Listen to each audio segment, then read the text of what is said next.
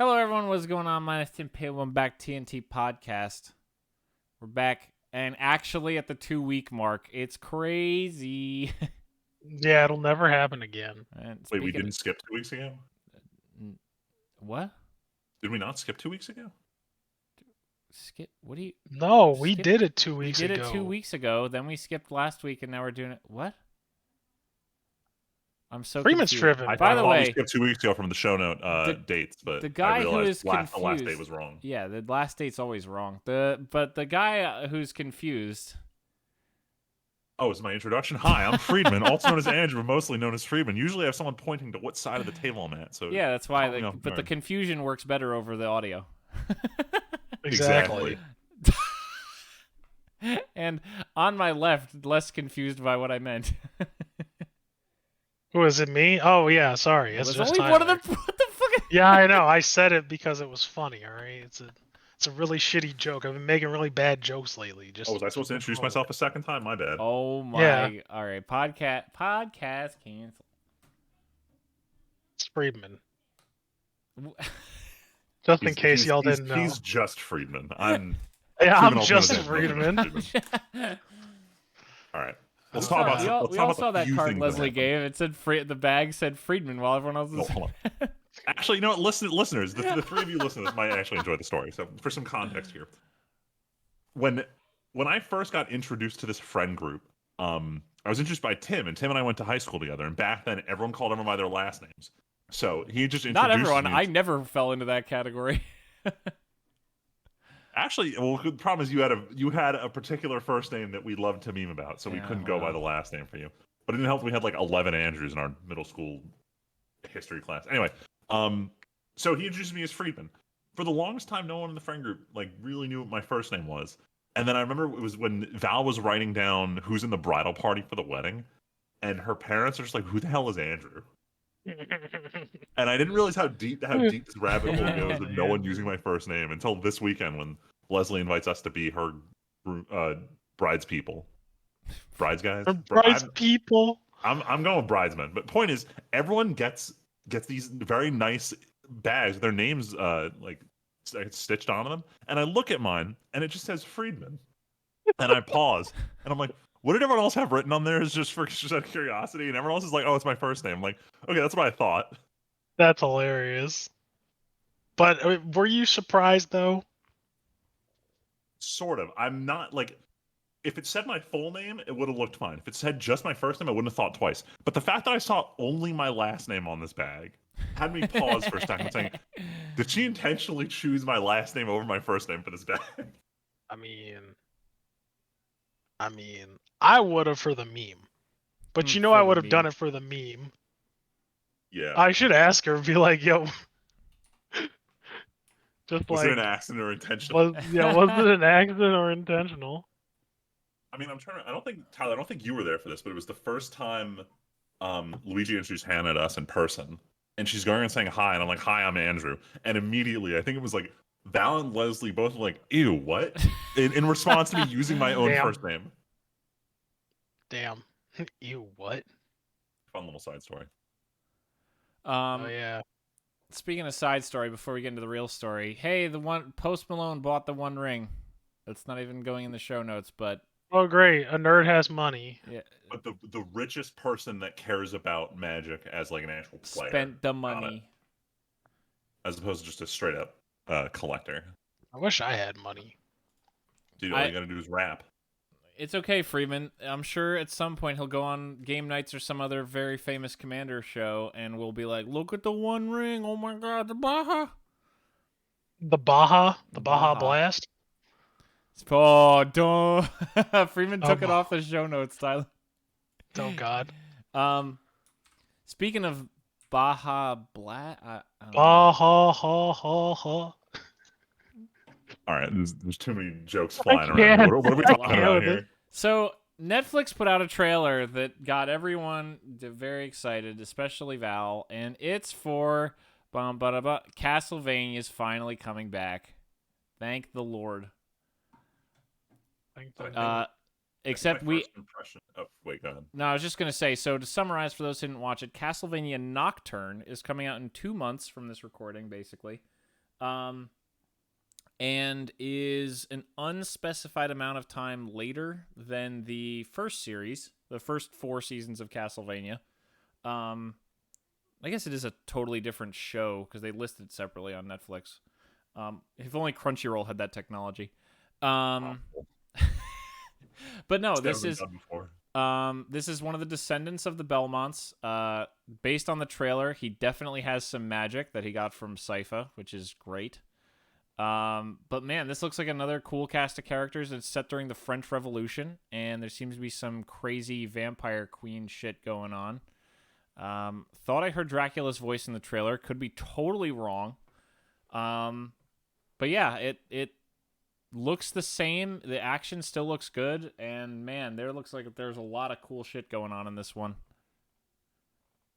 So I remember I told you my first reaction after watching the trailer, outside of just being impressed by the animation, was saying that it wasn't anything I saw or anything I heard, but just the nature of this show reminds me of the hype around Legend of Korra before it came out. Oh yeah, you did. Yeah, because for context, everybody, last Thursday is when this trailer came out as of this recording. You know why I remember that, Friedman? Because we were going to get online with you to watch anime, and we got online, and I was like, Friedman, let's watch the trailer together first, because Val and I just watched this the second she got home, like an hour ago. I'll show you the trailer too. And yeah, you did say that, and I was like, I never watched that, so I can't say. I mean, it's not even that it reminds me of Korra, just the something about the excitement about this show reminds me of how I felt in the lead up to Korra. Even though it is kind of 4th season after 3 great ones, and now there's a time skip and there's loose connections and yada yada yada. Either way, as long as we don't go the same route as Korra, the show should be good. I mean, I'm just excited to see what it looks like with a whole new cast. I'm excited to be in this universe with this animation and meet a new crew. He still has the whip going on. He's got a good new outfit. You know, Trevor had the black with the white, gold, and red accents. This is the blue with the black, if I remember correctly. But it's got a good family outfit. Got great looking magic. Are you saying this is a family show, Tim? Yeah, Henry's gonna watch this. Family vampire killing. Yeah. This is what Henry's gonna be raised on. I mean, come on. My only hope for the show is just that whoever's voicing the new Belmont just like enunciates more than the last Belmont did. It's my only hope going into the show. I think it's gonna matter a lot because I know that all these characters are like mostly canon to Castlevania, so I don't know the lore, but I would assume if they're raised in different circumstances, then they're not like Trevor's whole thing was he's super run down. Like, he's alone for most of his life, you know, really rough, raggedy man. Like, so I wonder if Richter is going to have a different... They're probably going to go for something different because even though we literally see in the trailer his mom get killed in front of him, it seems like he still has people in his life and still is, like, you know, brought up in a different circumstance. So hopefully that translates. He's probably going to have a completely different personality. I'm just hoping that I can understand what everyone's saying without needing subtitles this season. Trevor is a terrible name. A joke so terrible they had to make it twice.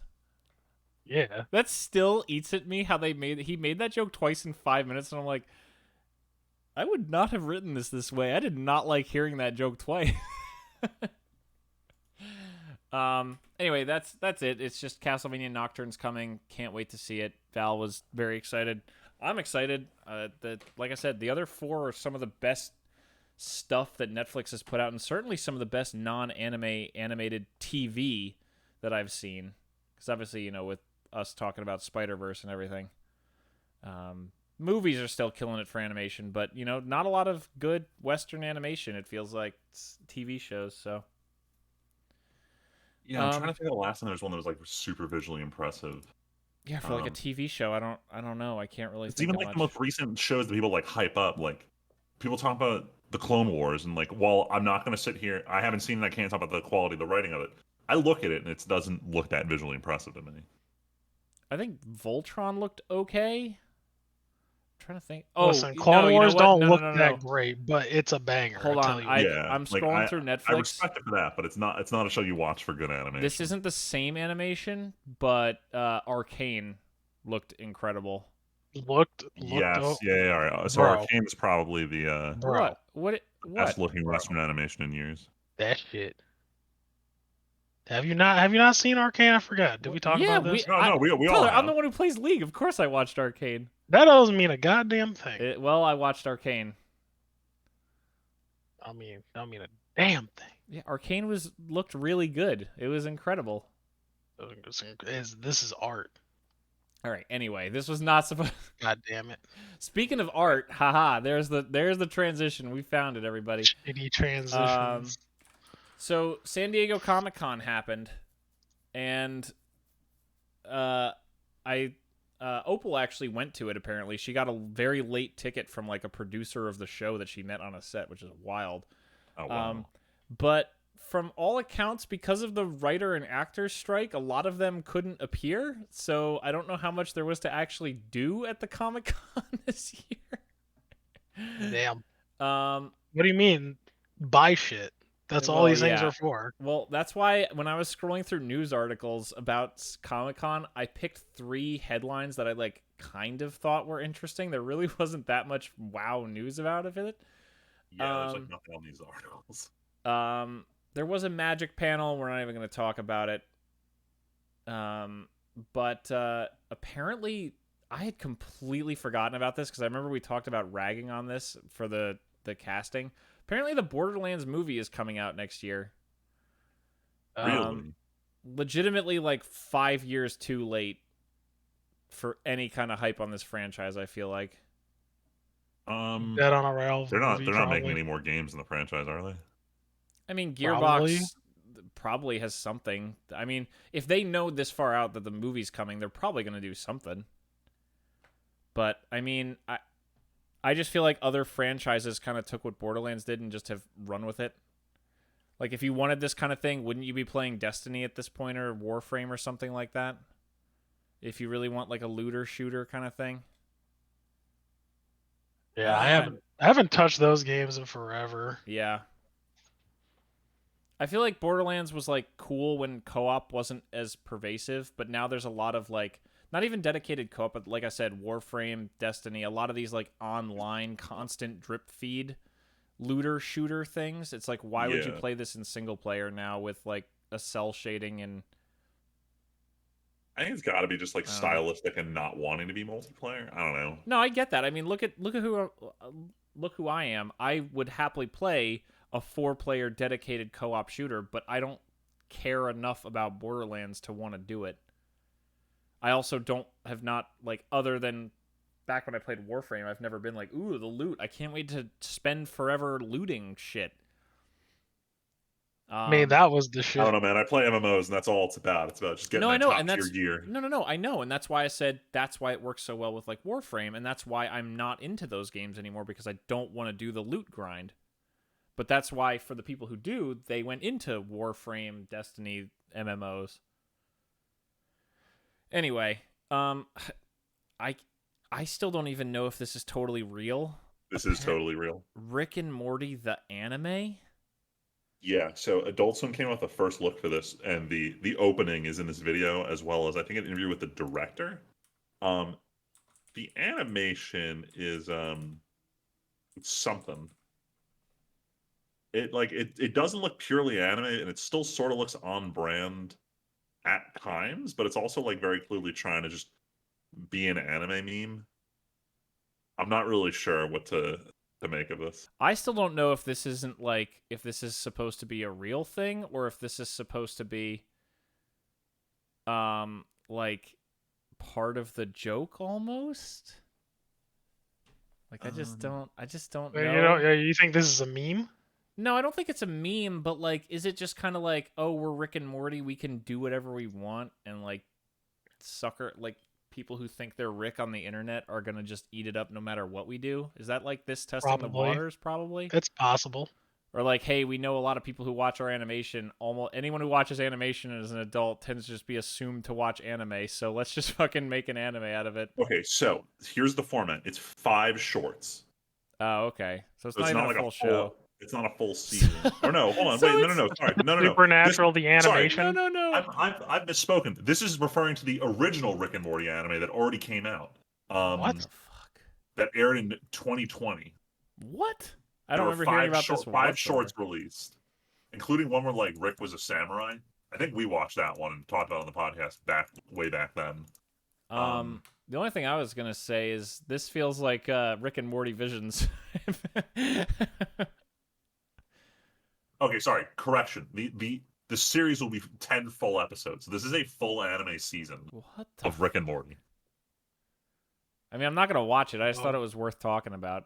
Let me just make that clear. I put together these stories, but I did not. Why not? If it reviews not? Why well, won't you watch it? I might watch it just out of curiosity. It's not like I don't like Rick and Morty. It's just I don't keep up with it like I used to. See, here's the thing, Freeman. I used to like Rick and Morty, and then I feel like a lot of it got so wrapped around into its own meta ass, like it's just not nearly as interesting. I don't know. I kind of liked how meta it was about itself. But that's usually the sign of a show that's dying. 500 more years of Rick and Morty. We're gonna rebuild the Citadel and all that stuff. Oh, RickandMortyForever.com, baby. Let's do it. Let's go. And then I don't actually remember if this was part of Comic-Con, but I wanted to throw this on here because it probably was announced at Comic-Con. I think there was an Anime Expo a week or two before this. Okay, whatever. It's related to, we're talking about weird things getting anime. Suicide Squad is getting an isekai. I hate this. Yeah. Tyler's the meme of every day we stray further from God. Dude, man, like, all right. Like, so, like, there's a Flash Gets video that came out, like, a couple days ago. Oh, boy. Like, have you guys heard about, I guess there's, like, a new TikTok trend called, NPC girl, or, like, someone being an NPC? This is the dumbest trend that has ever happened in the history of the internet. I'm surprised. That seems No. impossible. It's up there. I don't think it's the dumbest, but it's up there. All right, Tim, you don't know what this is, do you? Thankfully, no. So I'll try my best to describe what this trend is, but like, imagine. As long as you don't act it out, please, for the love of God. I won't. I'm not actually going to. Imagine I'm streaming, but I'm pretending to be an NPC. I don't interact unless I'm interacted with. So someone else will pay to display a heart emoji, and then I'll say one particular thing when the heart emoji comes up. But then someone else will do a hot dog emoji, and I'll be like, ooh, hot dog. And then people keep paying to place emojis, and I react the same way every time to them. And people are just fascinated with this shit, so they're spending more and more money to force you to say the same thing over and over again. Oh my God. And people are, for some reason, enjoying it. We're gone, Tim. It's not every day we stray further from God's light. We're gone. It's like we are in the we darkest no longer know the abyss. light. I just don't get who these people are who have this money. Like, I don't know either. Where do they get the money to waste on shit like this? Must be nice. I don't know, man. I spend like $800 a month. To have money to Chats waste on points. No, I'm bullshit. joking. Sorry, what did you just say out loud, Freeman? I'm joking. I've never spent a single dollar on super chats. But like, so I get the idea, especially if you're on Twitch and there's a high degree of interactivity. Like, there's one streamer I watch who he just does Slay the Spire, but a lot of his like, if you pay like $5, it's just like massive stream overlays, music blasting, like big memes. So like, you can pay money to fuck up someone else's stream with a joke, and I get that. But for like paying to have someone say the same thing over and over again that you just heard them say, like, Oh God. like, I don't know if it's like a power trip kind of thing. Like, I don't understand where the enjoyment is out of this. Like, when you pay for a super chat on the YouTube, enjoyment of most things, the internet Like- wouldn't exist because no one would have flooded it with stupid money. like when you pay for a super chat, you're saying, "Hey, streamer, like, I'm gonna pay money to force you to like deal with this sentence that I want on screen. Like, I will force you to answer this question. Like, you are paying for content, but like, who the fuck is paying for this god awful content?" Freeman, I mean, just don't know. there's so many people who pay for the stupidest things that we'll just never understand. That's always the answer. That's the worst part. some- These people are out there making money, and they probably have some decent ass jobs. Freeman, also, let's be very clear. You know what? You two are part of the problem because who are the people Me? who... No, hold on. you two are part of the problem because who are the people on the internet who like go on Reddit and all this shit who have money? IT professionals who go and spend. No, you'll Do not never blame me catch for these me. NPC scenes. I report everyone I see. Yeah, on direct get messaging the on fuck. TikTok. Why would I throw stones in glass houses, Tim, in this situation? You know I'm the first motherfucker to come out and say some dumbass shit against these motherfuckers. You know I'm damn not saying well. no. I know that. I'm just saying like.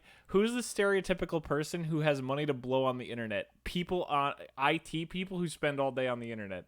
I'm Yeah, aware and that guess I'm what? I'm in the You guys- core Fucking- demographic for VTuber fans who spend money on super chats. I'm aware of what I am. Maybe I'm in the quote demographic, but like that don't mean anything. I'm not saying that not Tyler, with me. I'm not saying that you guys do that. I'm just saying Yeah, that people like seems it.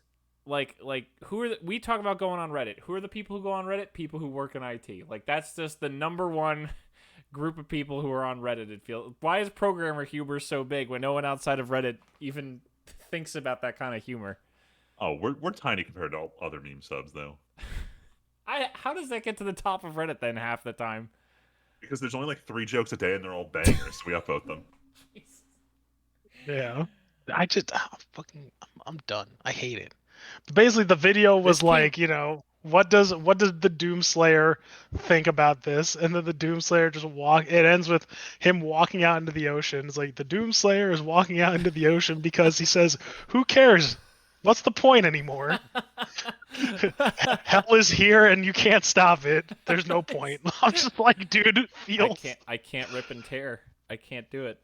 There's not enough ripping and tearing that'll save us. Fix society. Nothing will deliver us from this weird shit. Speaking of not delivering us from weird shit, Tyler, The Continental, the TV show set in the John Wick universe, is coming in September.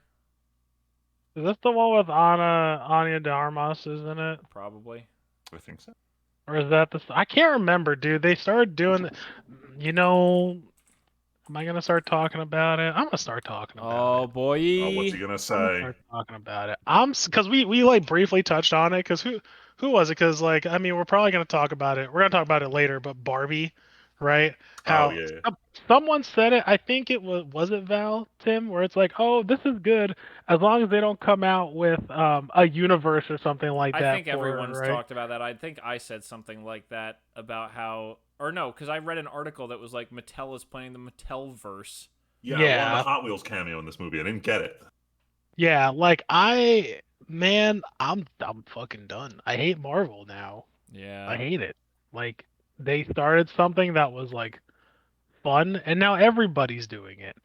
And the funny thing is most of these are failing. Right? Like most of these like quote like movie verse things are failing. But they're still doing it. Yeah.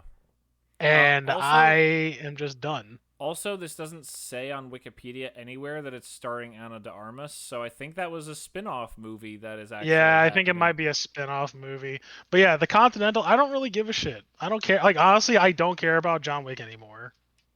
Damn. I don't care. Like 4 did not impress me.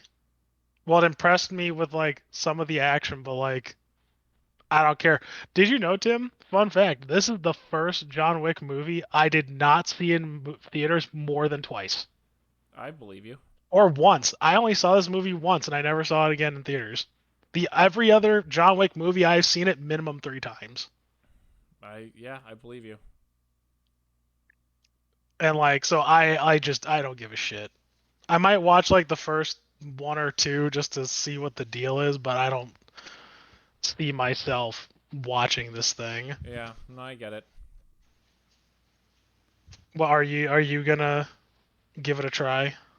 What, Continental? No, I don't care. Yeah. Yeah, this requires me to It's watch on, John Wick 2 frankly, through it's 4. on Peacock. Oh shit, that's right. We still haven't watched John Wick with Friedman. Nope.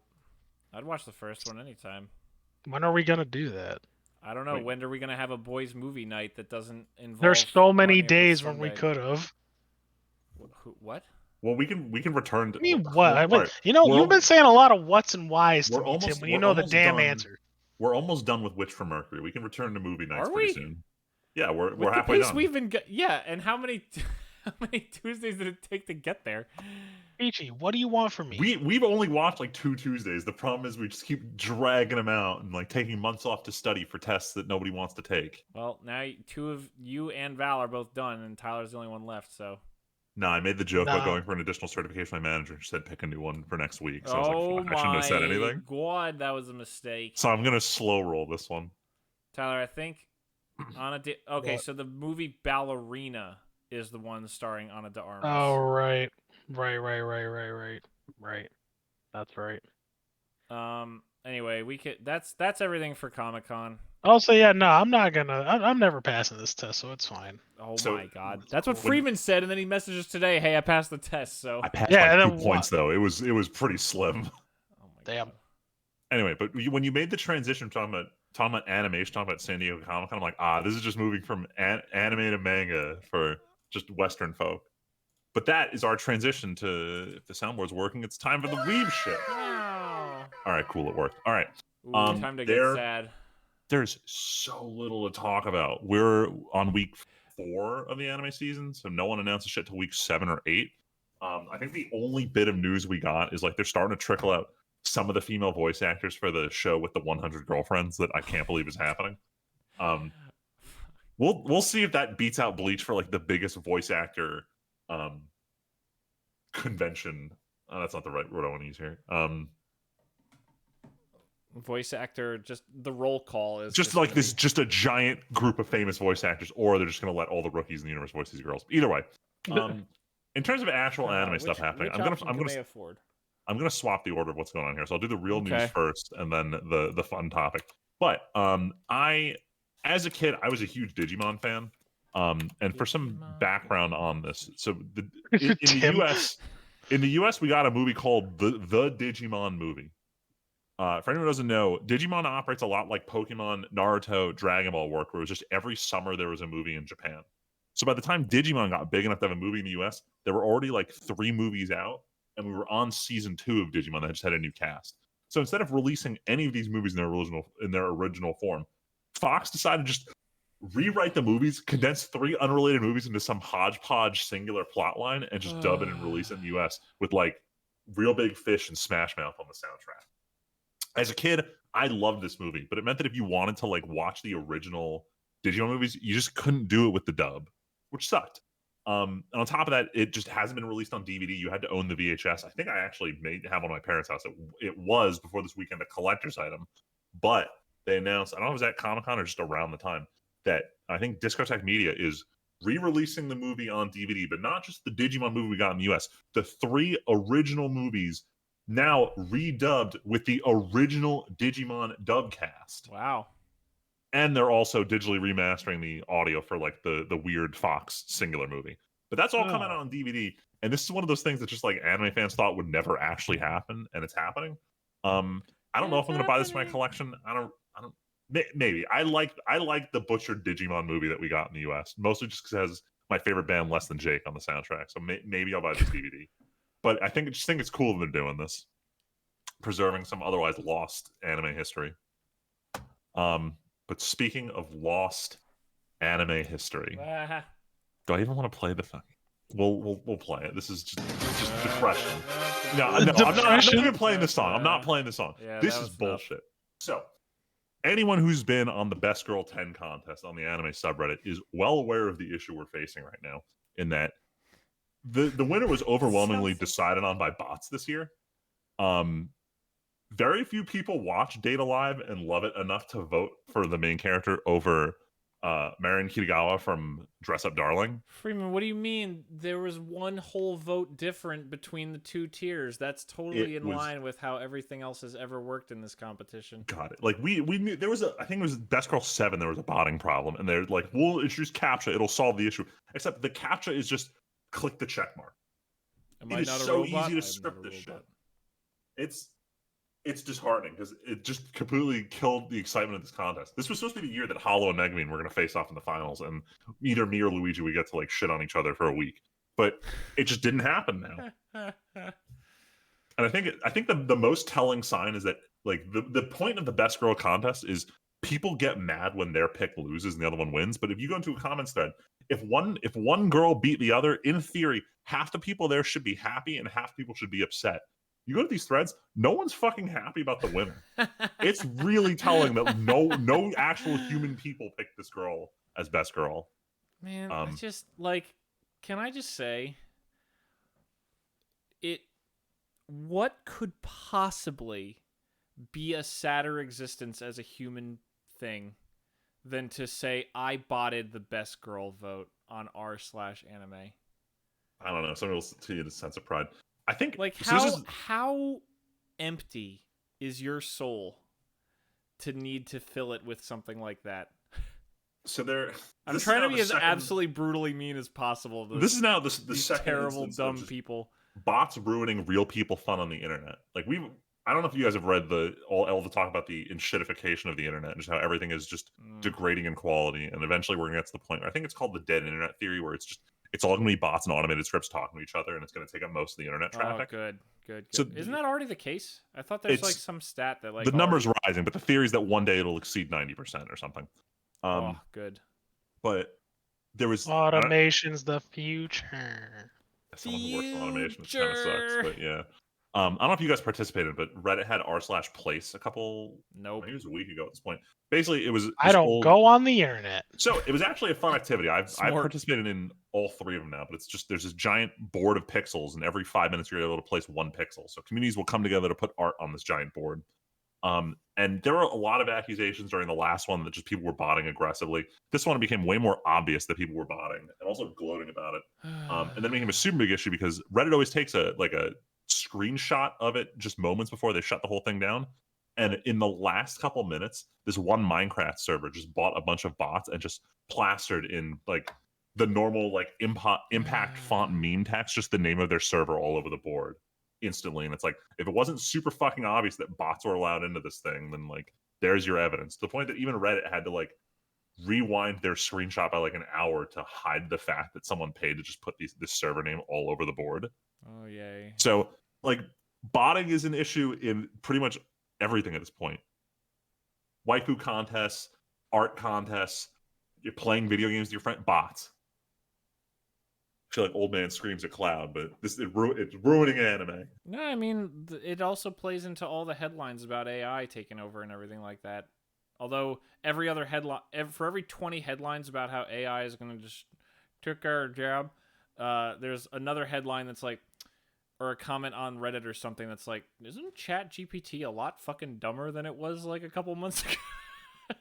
Oh yeah, they're having the issue that AI content is feeding into the training data and degrading. Well, I think also part of it is that everybody's starting to sue these AI people for using their copyrighted material, and just as a defense mechanism, they're all ripping that out, and then their AI goes, "Duh, you just lobotomized me." Duh. You know, there's a term in my studies recently, but like it has stuff to do with that. I just figured I'd point it out because we were talking about studying stuff. Are you going through your flashcards to try to find the term? Not anymore, no. No, I was thinking about it, but I was like, nah, that'll take too long because I have too many flashcards. Do you remember so you don't remember the term? I don't remember hold on, fine, I will look for it then. Well, now I'm curious. You said there's like a term for this. Yeah. Freeman brought up the whole dead internet bad, and thing. this is why I'm going to fail the test. I did know it when I was thinking about it constantly, but now I don't. Keep going. I will find it. Sure. Anyway, that's it I'm for the Weeb garbage. shit. This is why I'm failing the test. I told you. Oh my god, stop it. All right, Tyler, I stalled for 6 seconds. Do you have the word yet? No, it's not advanced persistent threat. No, it's not a script kiddie. It's not prepending. Oh yeah, it's just adversarial AI. That's right. How could I forget that? That sounds more aggressive than I'm thinking. That like that's. It's true. Well, so very James Cameron. The thing with adversarial AI is though, yeah, right. The thing with adversarial AI though, like it's more of a malicious like act though. Mm-hmm. Like that's more of like a thing that like someone would intentionally do it. But I think with ChatGPT, it might be more like 10%, 90% of 10% might be doing it to troll. The 90% is just putting shit in and like they don't realize what they're doing. Like, Aren't we already at the point where like there's headlines from like people who who like study AI and they're like, wow, no one fucking knows what's actually how these things are working at this point half the time. because you know Yeah. why? Because it became a fucking buzzword, and now every company You know- and their fucking mom wants like AI slash like automation, So and they don't understand how it fucking works. I'm Here, Chi-Chi, pretty just sure- have your food. Jesus Christ. I'm It's pretty time sure his dog. cat. No, I'm talking to my Nah, cat. sorry. I'm pretty sure on Reddit I saw an ad, like one of those, because now that I'm not on Reddit is fun, I actually have to use the trash ass Reddit app. But I saw an ad for a company that says we will build an AI platform for your business. Like we will build like an AI app kind of thing. Like, you know, all the app builder companies that are like, we'll build your app for you. Now there's like, we'll build your AI for you. It's just a chatbot. It's just a shitty Yeah, chatbot, and they're it's just a remarketing chatbot. this. Freeman, aren't you glad you're not working on that anymore? Haha, you think I wouldn't be, except I fucking am. My company asked me to make another one. Yeah, So I'm working on a chatbot, even though I was warned we're probably going to deprecate it once we can leverage ChatGPT for it. And I told them, no, they're not. So, yeah, because that's the thing. Everybody like, dude, because you know why though? It's bad. Like, so that's another thing too. You did pinch a nerve, Tim. I didn't mean.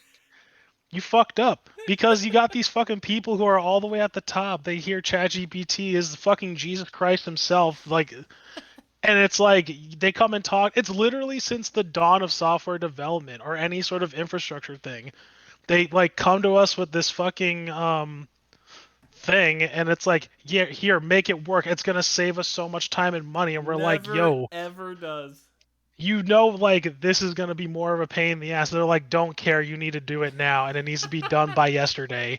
And I'm like, I can't stand this crane eating fucking bullshit anymore. Like, well, actually, good so God. let me give you a real example of this, because this is something I had to fight with at work. So, for listeners, for everyone who doesn't know, I do web development for an insurance company. And someone says, can you get the chatbot to let someone file a claim? Like, I want to go like, hey, chatbot, start filing a claim, and I want to start. And I look at them dead in the eye, and I'm like, do you know how many fields you fill out on our webpage when you submit a claim? Like, it's a lot, right? I'm like, it's 106. I'm like, how many one-to-one questions do you want this asked? What's the street address that you're at? What's the city that you're at? What's the state that you're at? What is the vehicle ID number of the vehicle that you crashed in? What was the approximate time of the vehicle crash? I'm like, that's not something you want in conversational form. But the person who pitches like, yeah, but like it sounds like it'd be a good idea to ask, can I submit a claim? And I'm just like, it's not a good idea though. But here's the worst part, right? Like, you outline everything that's wrong with it, not just from like a time and all that shit, but like even from a security standpoint. You have to set up so many things like on that port to make that chat secure as it is already. And now you want to enter in all this guy's like special data into this fucking bot. Like, you know, it's those same conversations. And even if you spell it out, they're like, well, we should make it work. Yeah, I know. I know. At some point during the claim process, we do ask for social security number. So I didn't think about that. Good thing I'm not going forward with this report a claim through a chatbot feature. See, but that's why You know, y'all should have fucking brought me on, bro. And then your It's- guys fucked up, bro. It's so funny because I feel like this is why so many IT people go into consulting, because then they don't have to deal with this. They can just walk away. And then every company in the world is like, we're going to outsource our IT. It's brilliant. We don't need people in-house. And then they get outside people who are like, fuck you, I'm not doing your stupid plan. Because my last company was exactly like that. Nah, we're fine. We can just run a server off a PC in the office, and the president of the company will keep a PC up and running, and that'll be the cloud for the whole company. And then he got fired, and I have no idea what happens to that computer anymore. I don't know how the company even stays talking to each other. there's your disaster recovery strategy right there. But then it's like, oh, we just brought in a consultant. This was such a waste of time. And it's like, that Yeah, no consultant shit. probably cost way too much money. Oh, Consultancy is good for like your implementation, but like oh, you never maintain. then You just do it maintain and buy. like Do it yeah. and peace out. I got all my money. Now deal with it, you stupid idiots, when it breaks in 5 minutes. Sorry, I'm not trying to ruin your guys' whole field. No, you're absolutely No, right. you're, though. no, this is You're not wrong. This isn't entirely inaccurate. I only We have to would deal with correct it you if you were. because I am the on-the-ground IT support for my office, because, of course, You're being at a foolish. I told you No, not to do it Tyler, too. I don't do anything. When I started, your the manager person was did. like, "Hey Tim, you need to install this hard drive in your laptop," and then I did it, and then she's like, Oh wow, can you like install the next hard Nah, drive? bro. It's See, like, you fucked up because I guarantee you there was someone else on the team who was no, no, like, no. I don't know how to do this fucking shit. Like, you need to get someone else to do it. See, here's the problem. I didn't know at the time that I was hired in right after we got acquired. So IT from the real company, from the main company, had come in and done it for everybody. So I was like the first person who they needed to do it, and they went, "Oh shit, no one knows how to do it. Does he know?" And then that's how I just Yeah, got grandfathered foolish. into being IT on the ground. Foolish. Oh God, I Foolish. should undo this timestamp for this because oh my God, No, we'll leave be the timestamp on because it's a new mini. It's a new. Yeah, that was a whole mini topic. The wonderful world of IT with Freeman and Tyler. Yeah. Yeah, the wonderful fucking world. I hate it. Now I'm triggered. I'm extra triggered. I hate this. You know, I walked into my dad's office today, like, to do like a quick thing for somebody, IT related, Okay. and totally incriminating myself also, by the way. Oh no. But Listeners, I what was walk in and I'm sitting there and I'm talking to him and a family friend who also works in the office, not for security or anything, but she works in the same place.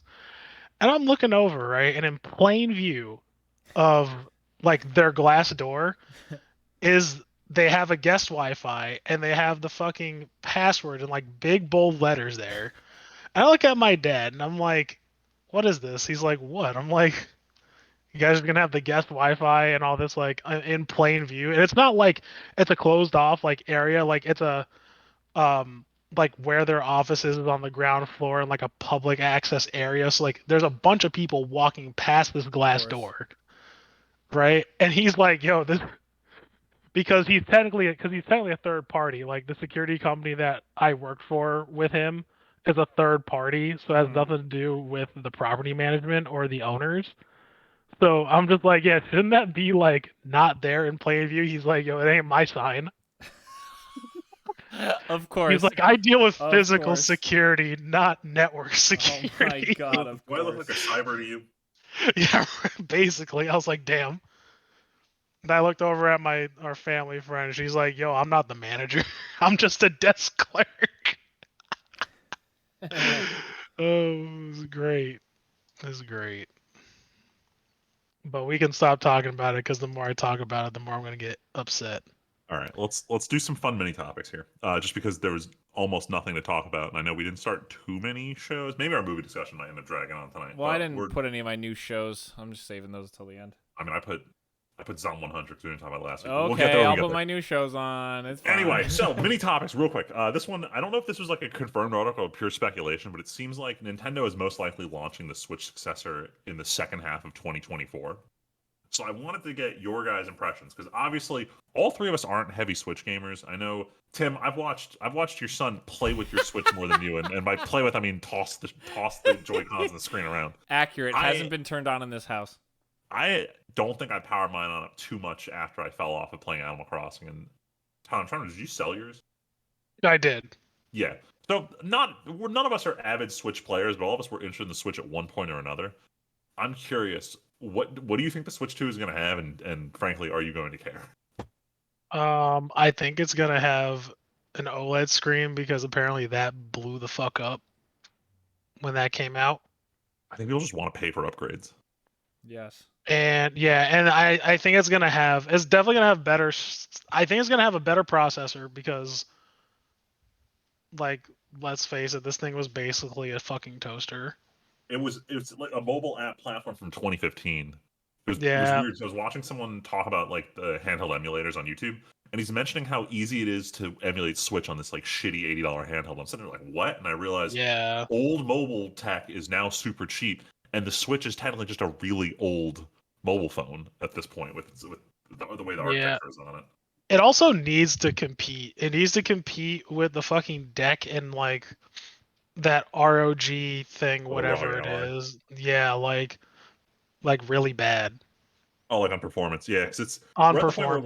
the point where like Switch, we're back to almost the GameCube era where it was like Sony and Microsoft get the multi-console releases, and then sometimes they'd go to GameCube, but not always. It was kind of underpowered. And now you have a handheld that's just PC, so it's getting the same multi-console ports. And Exactly. that's representing your handheld port. That just Nintendo isn't getting for a lot of these. But yeah, I mean, like overall, I honestly like. I think it has to have some beefier stuff. I do think the OLED screen they're gonna have. Um, yeah, I don't. I think it's literally just gonna be an upgrade Yeah. I to think what they're doing. the real obvious question to ask is like Nintendo is always doing quirky shit with their consoles. Like take everything after the GameCube, and it's I mean even take before Wii the U, N64 controller was Switch, yeah. wonky. Yeah, Switch. Well, I think a large portion of I won't say of the population of people who own Switches think that the Switch 2 is probably just going to like keep a very similar form factor. Oh, it's definitely gonna. Because I know they can't go back to full home console because they straight up shut down their um dedicated mobile. I don't want to call it mobile games because it sounds like cell phones, but like you know what I mean. Like the Game Boy Advance division just doesn't exist Yeah. anymore. They combine the lines. It's a single console division. So I think going forward, Nintendo is always going to be a handheld. I just don't understand why you would bother also when the Switch continues to print money. Like that's why Yeah. we've talked about headlines like this for the past like 2 years. There keeps being a rumor. Oh my god, it's definitely next year. I just think like the fact that Zelda came out this year means it's not going to change form factor. There's just no way. Yeah, I don't if it's see called them. Switch, it's not changing form factor. If it's not called Switch, then anything is possible. But if it's going to be the Switch 2, then it's just going to be the Switch again. So that's the other thing. There's no way in hell they're calling this shit the Switch 2. What are they going to call this thing? I don't think they're gonna call this thing a Switch 2. I don't know because like Nintendo, generally speaking, they don't do that, and they learned very quickly after the Wii U is that don't let people think it's the same as your last console, or they'll think they don't need to buy it. But we've also established that half the time Nintendo makes like their games earn more money than anything on planet Earth should earn, but Nintendo's actual decisions tend to be foolish. And they make all the money anyway. Like yes. Foolish. I agree. I wouldn't use that word. I'd use the word Japanese businessy. Okay, so to mean the foolish. same yes, thing. exactly the same thing. Yes. So foolish. like, is a Japanese businessman gonna be like, oh, definitely don't call it the Switch U? Like, no, switch you off. Like, I don't know what you want me to say. Like, whoa, switch them off, bro. You barely know them. Shit. Sounds like a Ken joke here. No, I know. Hey, it's like I'm referencing the Barbie movie. I don't know. It's gonna have. There's no way it's gonna be the Switch 2. It's gonna be some dumb name because they also. Because here's the thing: 15 years ago, the Xbox 360 came out, and then the Xbox One came out, and Nintendo is like, "Ooh, that's old enough that we recognize that was a stupid move." So, but we also don't want to be chasing Sony's number forever. Look at all the phone companies are running into this problem. iPhone 15, really? Well, Samsung they gave up. They switched over to the year number. So like I thought they switched over to the graphics card thing where it's just whatever the fuck random high numbers next. It was after like the Galaxy. It was like after the S13. They just changed it to the year number. So like this year's phone is the S23. Can I say how shitty? This is almost going into the next mini topic, but like, man, remember when this is so old man yelling at clouds, but I was listening to one of my podcasts the other day and they were like talking about Bionic Commando. And they're like, oh yeah, I remember the original in the classic and then Bionic Commando 2015 or whatever it was. And it's like, remember when the new Tomb Raider came out and it's like, Tomb Raider 2009 or whatever it was. Like that's not the official title. It's just because they all use the same title. You need something to separate them. But that's not better. Unofficially or officially putting the year on there. Like that doesn't that just scream unoriginality no matter what? Sort of. So it was when That's Smash Bros came out. When Smash Bros came out for Wii U, no one knew what to call it because the official name of the game is just Super Smash Bros. So like, there's just so many unofficial titles for it, and I think that they should just. I don't know who's gonna sit here and be like, I'm not gonna play Smash 5, but I'm definitely gonna play this one that just says Super Smash Bros. Because I know it's just like the other ones in the series. Stupid. I don't know. I just feel like this whole name thing that we've been on for like over a decade now is just ever since games started getting remade, especially. Like at least, Doctor Who. Doctor Who's been going on since the TV was invented. And yet they just go by the next season number. They don't pretend that it's a whole new thing. Or if they do, they go, hey, Doctor Who Series 2. Or we talked about Castlevania. Season 1, 2, 3, 4. Boom, Castlevania Nocturne. It's a new thing now. Nah, season 4. I'm going to keep calling it that as a joke. Season 4. Well, there were 4 seasons. This would be season 5. Shit. This is a Season different 5, my show, bad. though. This is a completely different and ass that's show. what I mean. But, like, then just, like, It's either completely stick different. to That one numbers. had a guy that kills vampires, and his name was Trevor. This one has a guy who kills vampires, and his name is Richter. Completely different show. I just feel Bad joke. I just feel like the year thing is just so lazy. And I all that rounding back to the Switch, I feel like it might be the Switch 2, or I think it's going to have a subtitle. I don't What if think they call it Switch 24? Ugh, God. Well, here's the thing. Is it a Here's the other question. Is it a supplement to the Switch line, or is it just the new Switch? Because when the Switch came out, the Wii U wasn't supported, but it's not like the Wii U was a step from the Wii. It was a whole new console. But the Wii U was entirely backwards compatible with the Wii Was it controllers really? and everything. Yes, that's why that also led to it, because it kept saying on the boxes it can play all of your Wii games compatible with all Wii accessories, and that also led to the Wii U is not a So not to a new me, console that anymore. means then either the Switch is going to be the Switch 2 and be just beefier, or it's going to have a new change thing and be Switch Wii Switch. Or it's going to be a whole new console. And there's no way Nintendo would announce a brand new console and the Switch is the hottest thing on the face of the earth. I mean, the Switch is starting its decline. Sure, and that's why it's perfect time to do a refresh. They're aware they got to do something. The real question I have, though, is, and probably the unironically biggest money printer for Nintendo this generation was the fact that most of the Wii U exclusives were underplayed. And the Switch was not backwards compatible, so they could re-release every big hitter from Wii U on Switch. Like Mario Kart 8 sold incredibly well on Switch, despite being just a Wii U port. See, but Freeman, the flip side of that is you're giving Nintendo too much credit, because their modus operandi is always let's fill out our schedule releases anyway. So you're acting like this is a galaxy brain move when it's just... I'm not trying to praise them here. My question is, do they make the Switch 2 backwards compatible with Switch 1, or do they explicitly not do it so that they can get you to double dip on buying the Switch 2 versions of Switch games? If it's called Switch 2, it's going to be backwards compatible. If it's anything close that can do the same thing, it's going to be backwards compatible. Like, I'm curious if they would intentionally not do backwards compatibility for that. I feel like that's a death sentence in the modern era, especially when the PS5 is entirely backwards compatible. I think, like, part of it is like Nintendo might do that, but the other part of it for me is like, I really hope they don't. I really hope they're not shitty for once, but let's be real though. Does it matter at the end of the day for us? Are we getting this thing or what?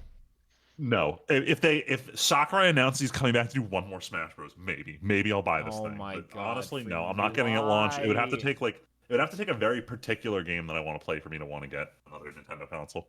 So this leads into my second topic that I threw on here, called Apathy.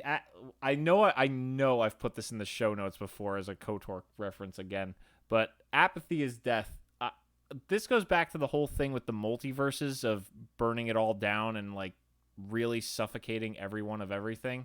Yeah. But man, it is so... I know I've literally on this podcast gone through this ebb and flow with like entertainment and media before, but it is just so hard to care about a lot of shit these days. Like, man alive. Star Wars, we finally realized we're releasing too many shows. Maybe we should cut back on our way over-the-top excessive shit. Marvel, Secret Invasion turns out to be a massive fucking hated thing that, like, really, really got raked across the coals in the reviews. Maybe we should finally cut back on the shows and go back to the formula that actually got us here, which was just a movie or two a year that people fucking want to see.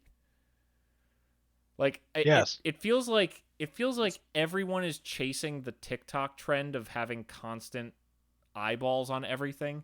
But what they don't realize is that it's about having 20 different people in front of them at all times, or about one person putting out a few seconds worth at a given time, and then you just flick on to the next thing. Whereas all of these are like, hey, we can have people commit to our 50-hour expanded universe. Absolutely. It just feels like there's so little like interesting standalone stuff anymore. Well, yeah, because it's not what gets the big bucks. And I feel like this is like it's the constant stream of things. Like that was kind of like the start. Like we started seeing inklings of these with like mobile games as opposed to console games. Oh yeah, where everyone's just chasing what the one company's making money off of. Yeah, and it's like, and not only that, right? Like, not only are you chasing the trend, right? Like, if you think about it, you're doing the trend. Not only are you chasing the trend, this not only doing that. This business model is going to constantly generate you money.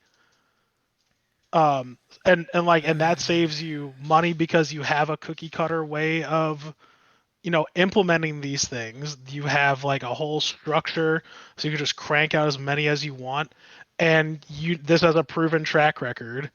So like, why not do it, right? Quick tangent. Today's Tuesday, right? Yeah. But yes, Why is there a fireworks display going off in Morris Plains right now? I don't know. Something Is about today August some 1st. holiday we don't know about?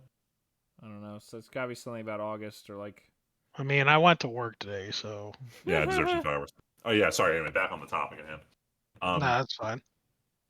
This is a But 100% yeah, publicly traded company is just trying to satisfy shareholders by being like, "Oh, company X is doing blah blah, making money. We must copy.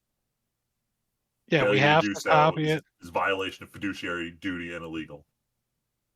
But like, yeah, like it's also, but not only that, like I said, like it's safe, right? With most like with AAA titles, right? Especially like going back to the games, you know, you work on a AAA title, 80% of that staff is going to be cut by the end of the game. Because it's like, Ugh. all right, we're done now. Like, we don't need you. Like, the only people we need are, the essential people, and that's it. Artists and everybody else, fuck off. You But know, if you have this continuous model, you can keep shuffling people around to like these similar projects. And I mean, there's still going to be fall off, but like, it's not going to be as much. It's a much more reliable thing, and it's a safer bet for those people who are investing, like Freeman said.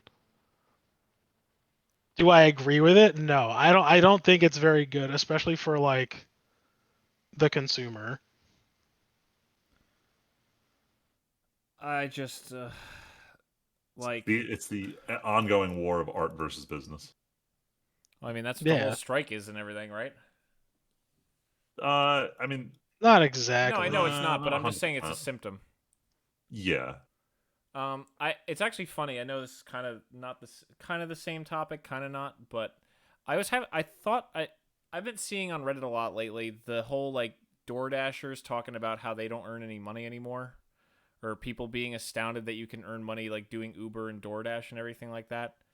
And I know this is such a silly thing to say because it always comes out of nowhere, but like I guess AI is the next big disruption thing that everybody knows about. You know what I mean? Like, what is the next thing that, like, I'm having trouble describing this. Like, Uber coming out was a huge deal because it was like, yeah, you don't have to be a taxi. You can go into your own business and drive people around for money and earn a good living doing that, right? And then DoorDash was like, hey, you want to deliver food for whoever and not like a set business as a delivery driver? You want to just pick up food from places, grab it off a shelf, and drive it to people? Like, that's money. Don't let the Bitcoin boys hear that you're hyping up the concept of decentralization of businesses.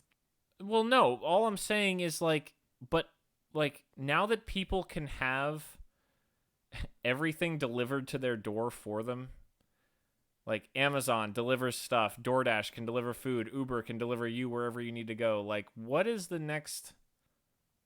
I don't know. Is everything just going to be in the internet? Is it just AI? Like, what is the next thing that actually affects people? Like AI is, yes, AI can take jobs, AI can is going to disrupt its own thing, but like people ordering food to them is like a whole different thing. You know what I mean? Am I making any sense? I mean, I understand what you're saying. I do still disagree. All we did is we took the delivery model away from the business and made it its own industry. Sure, but it's Partially, like we did. However, I think it was more of a trick than anything. This is my own personal thing. I think we trick people who are doing DoorDash and all that stuff to just like, well, yeah, you can quote make your own business, but I don't ever feel like that they made actual money doing Everyone's that. also ignoring like the wear and tear in their car as it costs. Yeah, like we were actually having this conversation. A friend of mine was having it the other day.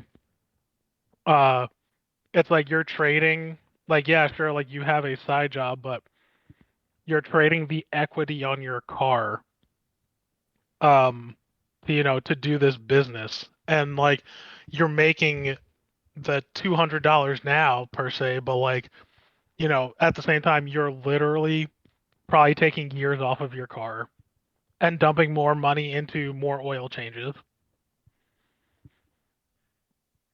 So it's like, how much is it worth? So I don't know. And it's like with taxis, that's a business, right? And those are all funded and like, maintained by the business. Yeah. And like those cars are maintained by the business. well, I'm also not saying these are successful things or that people like are earning great money But that's the off of thing. them. It's successful though. Oh, Just sure. not to the people who think they are succeeding No, from of course. I'm just Yeah. saying in terms of like a thing that feels like it has an impact. Like everyone knows what DoorDash is and knows what Uber is and Amazon, Mhm. but what's the non-internet aspect of life that's going to matter to people, I guess? Or So all thing right. So that's going to wait, come out. controversial opinion time about specifically about Uber.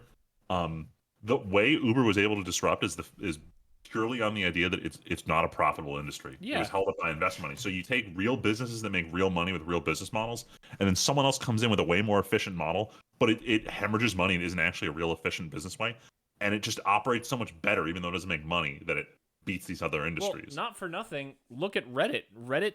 There are no more chat boards or no more like discussion threads or forums run by businesses anymore. They all just use Reddit. Yes, not because Reddit is better, but because the idea that the larger population you have, the better your platform is. It's the reason Facebook hasn't died out despite some of their decisions. Well, I don't know. Elon seems desperate to chase people back to Facebook after all this X shit. Good lord. Anyway, Anyway, this- what I was trying to say make is the next disruptive business is not going to be something that's profitable. It's going to be something that investors see value in and they fund Well, it. yeah, I because, mean that's. like, I mean, Amazon set that up for the first time ever, really. Like Amazon was obviously it's not a brand new concept, but like Amazon is the thing you think of when it's like Amazon operated at a loss for like 15 years, but now literally no one thinks of anything but Amazon for ordering things to your house. you'd be surprised. Amazon still does operate at a loss if they weren't being propped up by their Amazon Web Services. Well, yeah, for exactly. That's like saying Microsoft, like Xbox is screwed because Xbox loses money when it's like Microsoft's. I don't know what other divisions Microsoft would have that earn fuckload. I can't imagine Office loses money. Office is like the So only thing absolutely like that. not. They print money with that program. Yeah, exactly. So that's like saying Microsoft might fold. It's like no, obviously they're not going to fold because they make free money there. But they prop up the things that give them name brand based on the things that people actually use every day, like Excel and Word and all that shit. Right. What was the thing, Friedman, where a couple weeks ago, like like AW, yeah, because you were talking about it at work that like one of Amazon's server hubs went down, and like it had a ripple effect through the whole internet, including your job. Oh yeah, we make this joke. So listeners, for context, Amazon has its servers in a bunch of different regions, and East US 1 is the one that arguably most people are using. So our company keeps freaking out because we don't have a strategy. What do we do when East US 1 is down? Like, how do we get everything spun up on like US West 1? And I always say, like, it doesn't matter if East US 1 is down. So is 70% of the internet. Like, Exactly. no one's doing anything that day when East US 1 is down. So it's not even like worth us worrying about. Which is kind of weird because we went from this let's decentralize to okay, but everyone just kind of centralized in the same spot. Let's hope nothing goes bad. Yeah. But then it goes down, and it's like, well, and it's like and the fucked up part is, you have no choice. to like go like especially like economically or whatever have you. Especially now like you go to an infrastructure bit and you have no choice because you're locked into it. Yeah. So it's like, you're fucked regardless, but it's like you and everybody else are also fucked. Yeah. So that kind of all right. I realize we're going on for a while. We can switch over to watch and play shortly, but like the whole idea of not locking yourself into an infrastructure, it killed me on this test because everything I do at work is we don't want to specifically lock ourselves into Amazon. We want the ability to like move away from them semi painlessly in the future if their pricing model changes. Mm-hmm. So everything I do is like, how do I make it not Amazon dependent? But half of the test stuff I was on is like using only very tightly integrated Amazon services. What's the most efficient and cost effective way to do something? And it's completely counterintuitive to the way I do my day-to-day job. So that was partially why I had such a hard time with this test. Well, I was gonna say you do know. I think we talked about it. It's all really a big sales pitch.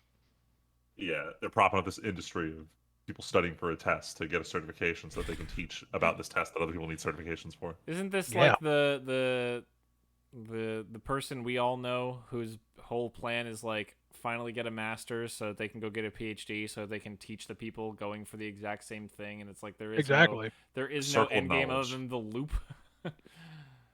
How do I learn enough to be a teacher? How do I learn So- enough about this thing to teach this thing to other people who are in the same boat, even though there's only one teacher job and 50 people in the class each year? Yep. I don't know the answer. Maybe if I spend 4 years of college tuition, I can find out the answer to that question. All right. Well, you don't have to spend 4 years to watch all the stuff that we watched and played in the last 2 weeks. That was pretty good, I think. That was a good transition. Nah, except for the second to last thing, but I'll get to that. Well, oh my God. Okay, yeah, that's fair. Friedman, you wanted to talk about Tonikawa because you're never gonna actually watch Tonikawa, sadly. Never gonna watch. He says. So I watched episode 10 out of 12 today. Yeah, you're But I'm saying basically done. I'm getting close. I'm just dragging my feet. I was gonna attempt to binge it before we got on today, Love but now. frankly, I'll put it this way: I don't want to binge this show. Yeah. I fell off super hard this season. It's not Yeah. that the show is bad; it's just that it's not developing in any It's not meaningful doing much, yeah. manner. It's one of the things, and I'll elaborate on it with another show that we'll talk about later. Is this show did what a lot of the other romance shows in modern years, like Nagatoro or oh my god, Dress up. no, not Trust Darling. What's Uzaki-chan Wants to Hang Out, like shows like that, where it's just about this couple that's not yet together, and they're playing the are they or aren't they angle for all of season 1. Then season 2 shows up, and the only way to keep this whole thing refreshing is introduce side characters. And I think Tonikawa did it the wrong way. They're doing it the same way that Urusei Yatsura did last season, where they introduce a bunch of joke characters who are pretty flat, and they just keep coming up to do their joke again. But like they themselves, when they're on screen, they don't add anything onto the dynamic of the main characters. They kind of exist in a silo, say their joke, and then walk away, and then you're left with the main characters exactly as they were before. And I think it's just a poor use of side characters. And this is not a problem exclusive to Tonikawa. I just think it's what's caused me to not enjoy season 2 that much. That's totally fair. I mean, I think I should probably have rated it down to like a 6, but I thought it was a good season, but I'm excited now that you pointed out that the first 2 episodes of the high school next sequel thing are on Crunchyroll. Val and I are going to watch that because I'm really interested to see an actual plot line progress instead of it just being like, oh, we're going camping. Oh, who's this old woman who basically confirms that she's a moon lady? Like, that's crazy. Yeah, I saw briefly in the discussions on the My Animalist forums that apparently the new OVA, people are saying it's much more like season 1 in terms of how it's moving along, as opposed to just the meandering of season 2. So, Yeah. But Early at good the end of the stuff. day, there's still those moments between the two of them that are just super sugary. yeah.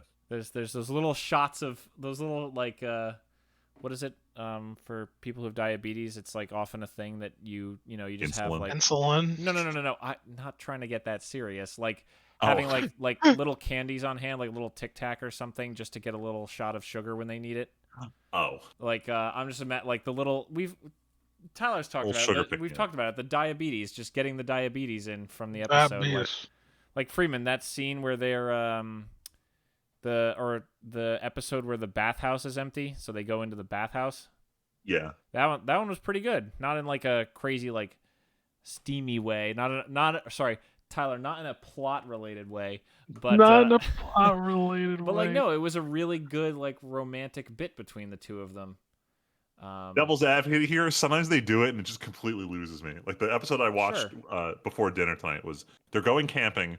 Main characters go off and they're on their own section of the river and they're like, oh, we should walk in the river. And she's like, I can't. My skirt will touch the water. He's like, I could hold your skirt up for you. And she's like, no, but then you have to be so close to me. And then she like fucking moans when he touches her skirt. And I'm just like, stop it. This is. It is a bit much. You were just alone naked in a bathhouse yesterday. Like, why is this suddenly? I agree, Freeman, but it is kind of wholesome at the same. Like to me, it just feels a little wholesome where they're it's not like so much. Here's the thing that differentiates it. I feel like a lot between that and other anime. In other anime, they don't actually do it. They think about doing it, and that's what causes a meltdown. At the very least, in this show, usually they go ahead and do it because they're like, this should be fine. We're a married couple. We're going to do it. I hate that we're praising them for what should be the bare minimum, but we're praising them anyway. We're talking about Japanese cartoons here, Freeman. They like most romances don't even have like a kiss on screen until 3 seasons later. So like let's just enjoy the fact that these two are like openly a couple. Yeah, and if they do, usually the show is considered R17 plus. So right.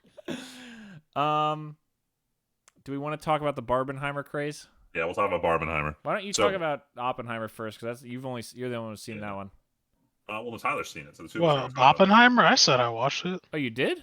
Oh, in fact, I have additional commentary about it. Keep going. Yeah. Do it. You guys do that, and then we'll listeners, for context, I saw Barbenheimer in the order Oppenheimer, then Barbie on opening weekend. I know each of these guys has seen one of the movies independently, so I get to participate in both discussions. But we'll talk about Oppenheimer first. I think the first thing we'll get out of the way, even though Christopher Nolan is saying go see this in 70mm IMAX, I won't say there's absolutely no reason. There's very little reason to. This movie is not. You don't watch this movie for the visual spectacle.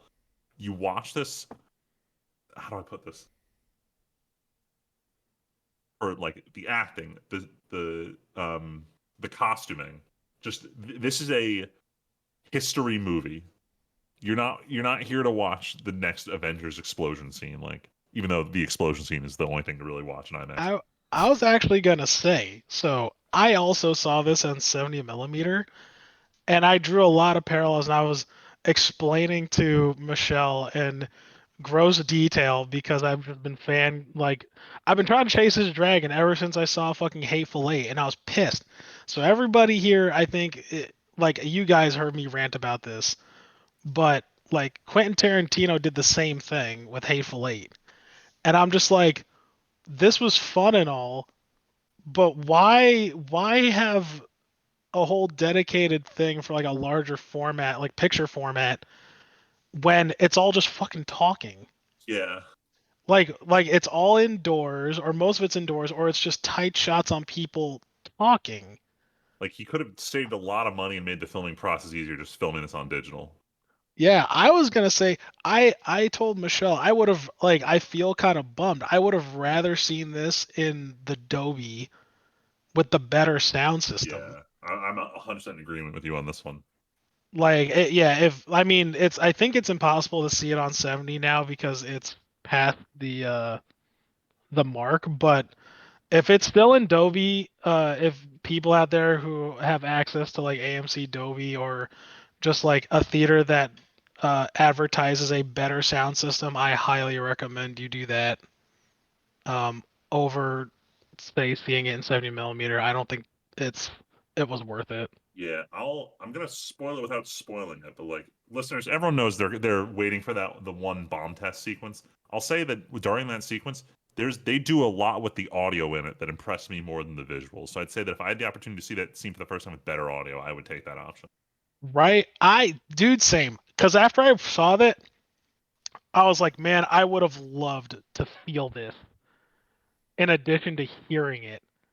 Then see because literally 95% of the movie, it's all talking and you know what the movie is, but I feel like it could have lent itself better than just having said I don't understand what the point of having in 70mm at this rate was. Was it to do something different? I don't know. Was it just for?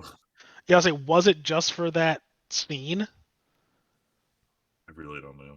Yeah, and now I also want to know too. A part of me wants to see it when it comes out on its standard definition, how it is, because when Hateful Eight came out, I like only the people who saw it in 70 millimeter will know what I'm talking about. Because when you saw it in its standard definition, like it's 16 by 9, it doesn't look that good because he had to use two cameras to shoot it. Um, It's like way the too cropped at Yeah, times. like things are just way too cropped and like everything seems super crowded. So I'm curious to see how the standard cut is going to come out compared to 70 millimeter. I'm not paying money again to go see it.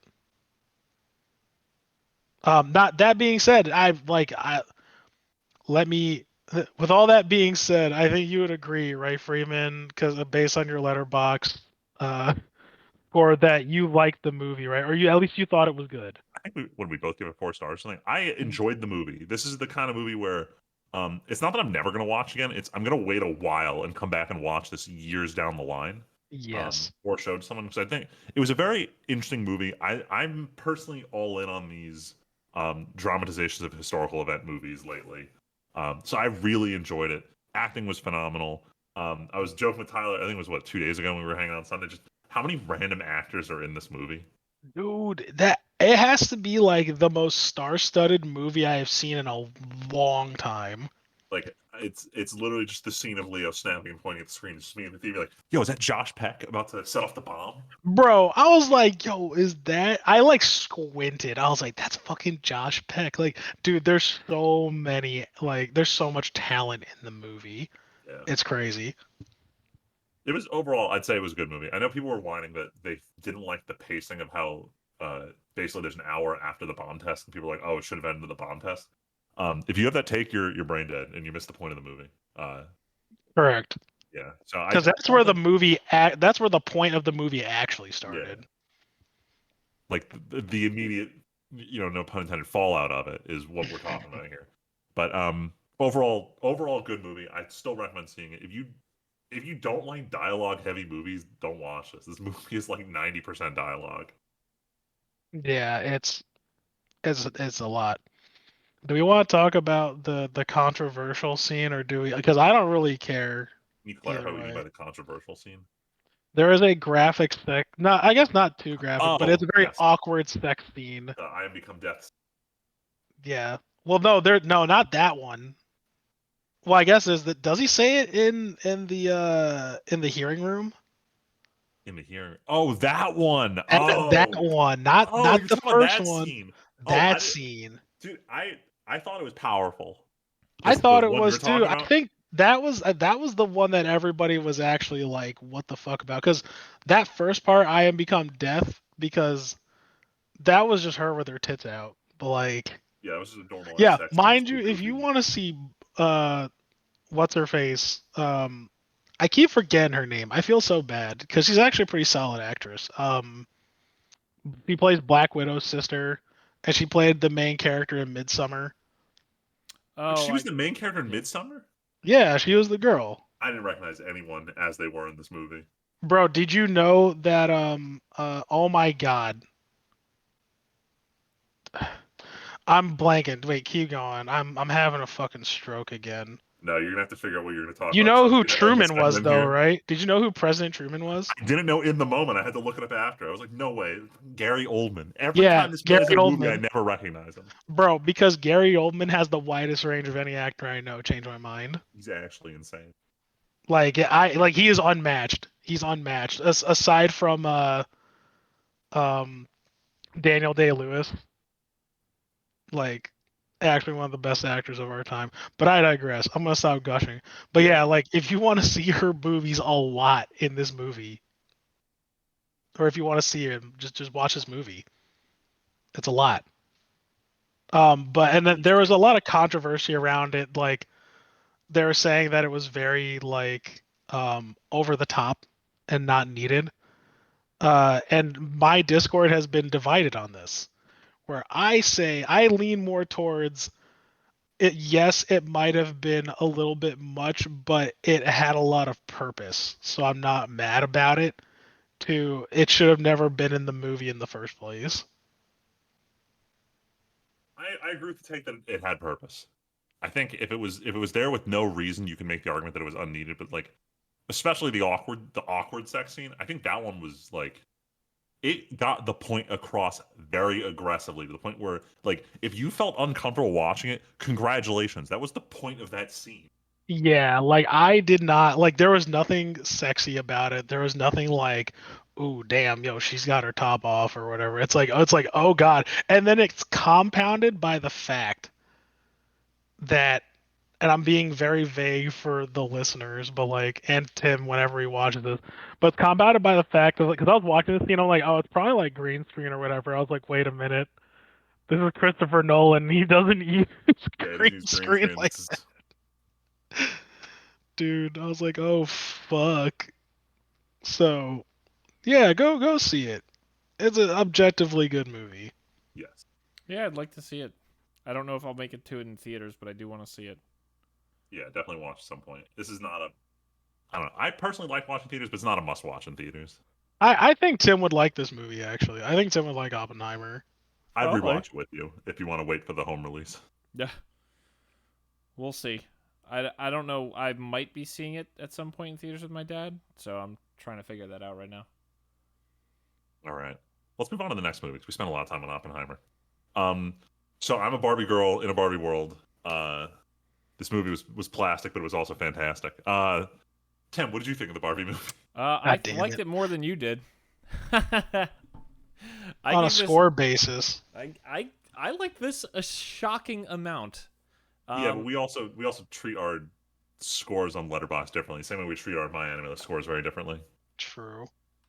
You mean my anime list where I tend to rate things both higher and low. Anyway. Well, I'll say, are Well, you there are multiple or shows would that are you? tens. I'll say, would you say you're more objective in your scoring, Tim? I try to be. I mean, but also I really enjoyed the Barbie movie. I really like what they were going for. I'm not gonna lie, Val saw this last week with her mom and sister and said, Tim, we must go see this movie. And we went, and it definitely means more for her, but I think that's okay, because obviously, it's not a stretch to say this movie probably speaks to women a little more than men.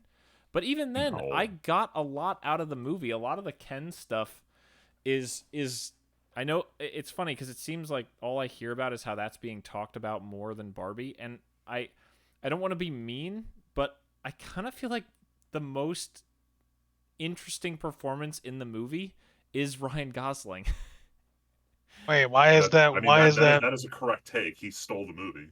Well, Yeah, I don't understand. because What's the the movie's problem not with saying called that? Ken. The movie, So? the movie's about Margot Robbie and her journey as Barbie, but like you look at Freeman. I know we talked about this on Sunday, but like Ken has so much more of an arc than it feels like Barbie does, where like things happen to Barbie, whereas Ken actually like tries to expand and do things. It feels like more. So, If that makes any sense. I listened to a video while I was at work today. It's this one YouTuber, Chew on Head, who she walks the line between being a liberal and being a gateway to alt-right YouTube. So be careful with her content. Whoa. But she had a video out this week called Barbie is actually like the biggest pro-patriarchy movie or some bullshit clickbait title. The point is, she goes to the movie explaining how Barbie's plotline is very like not amazing, whereas Ken has the best plotline in the movie. And despite the fact that it tries to portray patriarchy as the enemy of the movie, it does nothing but portray Ken and the guys as having the best times of their lives. So I think she called it anti-woke. We should send this to Ed. But either way, it's a very tongue-in-cheek take on a movie that's already a massive tongue-in-cheek movie. But either way, I can see that, but I guess that might be playing into what I'm thinking about it a little bit. But like, I just think Ken goes through like It is kind of, I don't want to say kind of true, but like Barbie's arc of the movie is trying to like both find a new thing for herself, but also kind of reset back to the status quo from the beginning of the movie. Whereas Ken like actually goes on a journey and realizes why what he wanted wasn't as good as he thought it was. So Wait, but doesn't Barbie end up settling on the fact that her old life isn't what she wanted anyway, and she wants to go to the real no, world? but So she she's does move still on? trying to get that, like, in general for everybody else. I mean, not for herself. She learns enough about herself to be like, I want something different. But overall, we should go back to the way things were at the beginning. That's how I took. Well, here's what I'll say. Even if you totally disagree with what I just said, there's definitely a lot of ways to interpret this movie, and I think overall it was, at the end of the day, even if you take out all the things around the Barbie movie, it was really well done. A lot of the scenes were shockingly funny. There's a lot of the music is really good. The The soundtrack is pretty sets good. were phenomenal. The sets were excellent. There's some random, like, Tyler, there's like a random, like, Flash Gordon level rock ballad, like Ken's song in the movie. That's one of the best songs. Like, I've played that on Spotify a bunch of times. It's so out of the blue and it's so great. The whole Barbie world versus real world is really funny. There's one joke that sticks in my mind that was like the joke that made this movie PG-13 feels like the most we wanted to be PG-13, so we put this joke in this movie kind of thing to me. Freeman, I know we talked about it on Sunday. Yeah. What's the joke? They use the real words for human genitalia. I'm not gonna ruin the joke, but I will just say that there's a scene where Barbie just goes up to people and is like, and says penis and vagina, and then leaves, and like there's more to it, but like that never comes up again. I was gonna say you're And making me see this movie. Tyler, look, it's one joke out of the whole movie that has a dozen jokes that I could also talk about that are hilarious. But that's the one thing that stuck because it was like the one bad note in the middle of the song. And then there's I laughed at it. I enjoyed the joke. See, that's the thing. I think that I like this movie a little more than Freeman, but Freeman actually thought the joke was funny. So it's just a personal thing. It's almost like humor is subjective. Of course it is, and that's what I'm saying. And, well, Freeman, you say that, but the one thing we both agree on is one of the least used characters in the movie that really didn't turn out that funny the longer the movie goes. Yeah. But anyway, overall, it's a well-made movie. I think it's walking out of that theater and seeing a sea of women in pink shirts all dressing up to go to the Barbie movie was hilarious on a Sunday morning. But I think this movie does something different for everybody, and I think it's I know we've talked about this before because I don't want to bring it back to magic, but this is what I'm referencing. Mark Rosewater has said a lot of times, and I know I've referenced it on the podcast, things that get a reaction out of people mean a lot more than things that everyone just kind of goes on and just kind of fades away. And the Barbie movie is definitely that. I don't understand how someone would be like, I'm so offended by the Barbie movie. I think it's trying to talk mad shit about men or something like that. That's just, I don't get that at all. Ben Shapiro did a 50-minute video. Yeah, I know. I'm sure I know people who would reference that to me if I asked them about it. But I just think overall it has something for everybody and was really well done. And if it connects with you on a different level, that's fine. There's stuff that I didn't love, but overall I really, really liked the movie. And I think I liked it a little more than the other movie that I watched over the weekend, which it was already in order, but Nimona, the animated movie on Netflix. Tyler, you had also... We've done the triangle of you have done the triangle. Me and Freeman, and now we're on the me and Tyler movie. Yes. I have seen water while you guys talk about this movie. I'll be right back. So, Tyler, I know that you had seen this a little while ago, right? And then Leslie saw it and said this was the greatest movie she'd ever seen. And I was like, okay, I'll take that at its word. And Val and I decided to watch it with Leslie. It was good. I think I should lower my score the longer time goes on. Damn. I think I don't blame you either, but like, we talked about it. No, but we should definitely talk about it on here. Like, so Nimona just showed up on Netflix. Everybody seemed really, really excited by it. Yeah, I just dropped it down to a 3.5, Tyler.